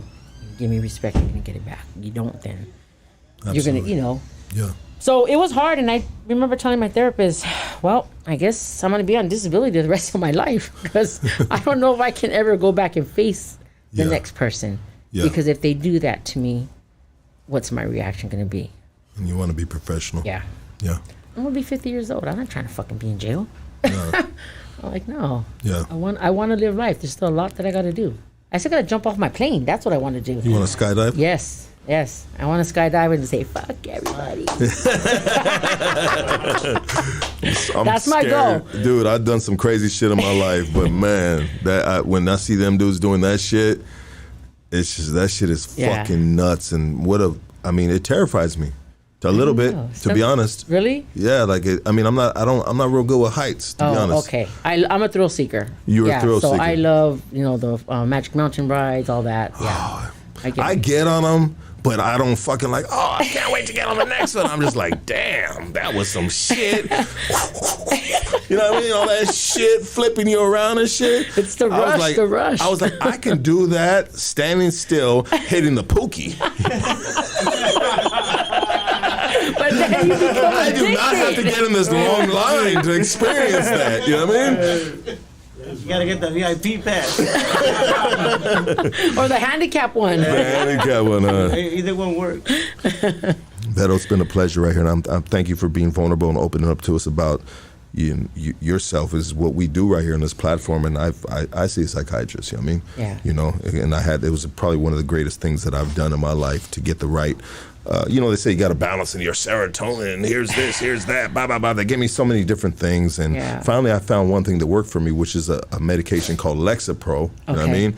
And I've taken that since, and honestly, it's given me stability in my life, and my family can deal with me a whole lot easier. And I can deal with myself, most importantly. You know what I mean? So if it's seeing what do you call it, a therapist or you see a psychiatrist, whatever you got to do, man, you guys got to pay attention to your mental health and shit, and whatever's going on with you, you know what I mean? Like, the worst thing you can ever do is take it out on a family member. You can beat them down, you know what I mean? And not like they ain't been through enough shit already, like they ain't been enough shit already, and right now you are having a fucking chemically unbalanced breakdown right now. And you were blowing me up all weekend with these horrible texts, you know what I mean? You were saying shit that is horrendous, you know what I mean? And you know what? That's not fair. You know what I mean? That's not fair to you, to your people, you know what I mean? Yeah. But anyways, with that said, I want everybody to give it up for VERO, Michael Parker. Thank you. And we're out here, baby. We'll see you tomorrow. We got 2 podcasts tomorrow. We got Johnny Crow Martinez, and we got Bare Knuckle Fighter, 4 p.m.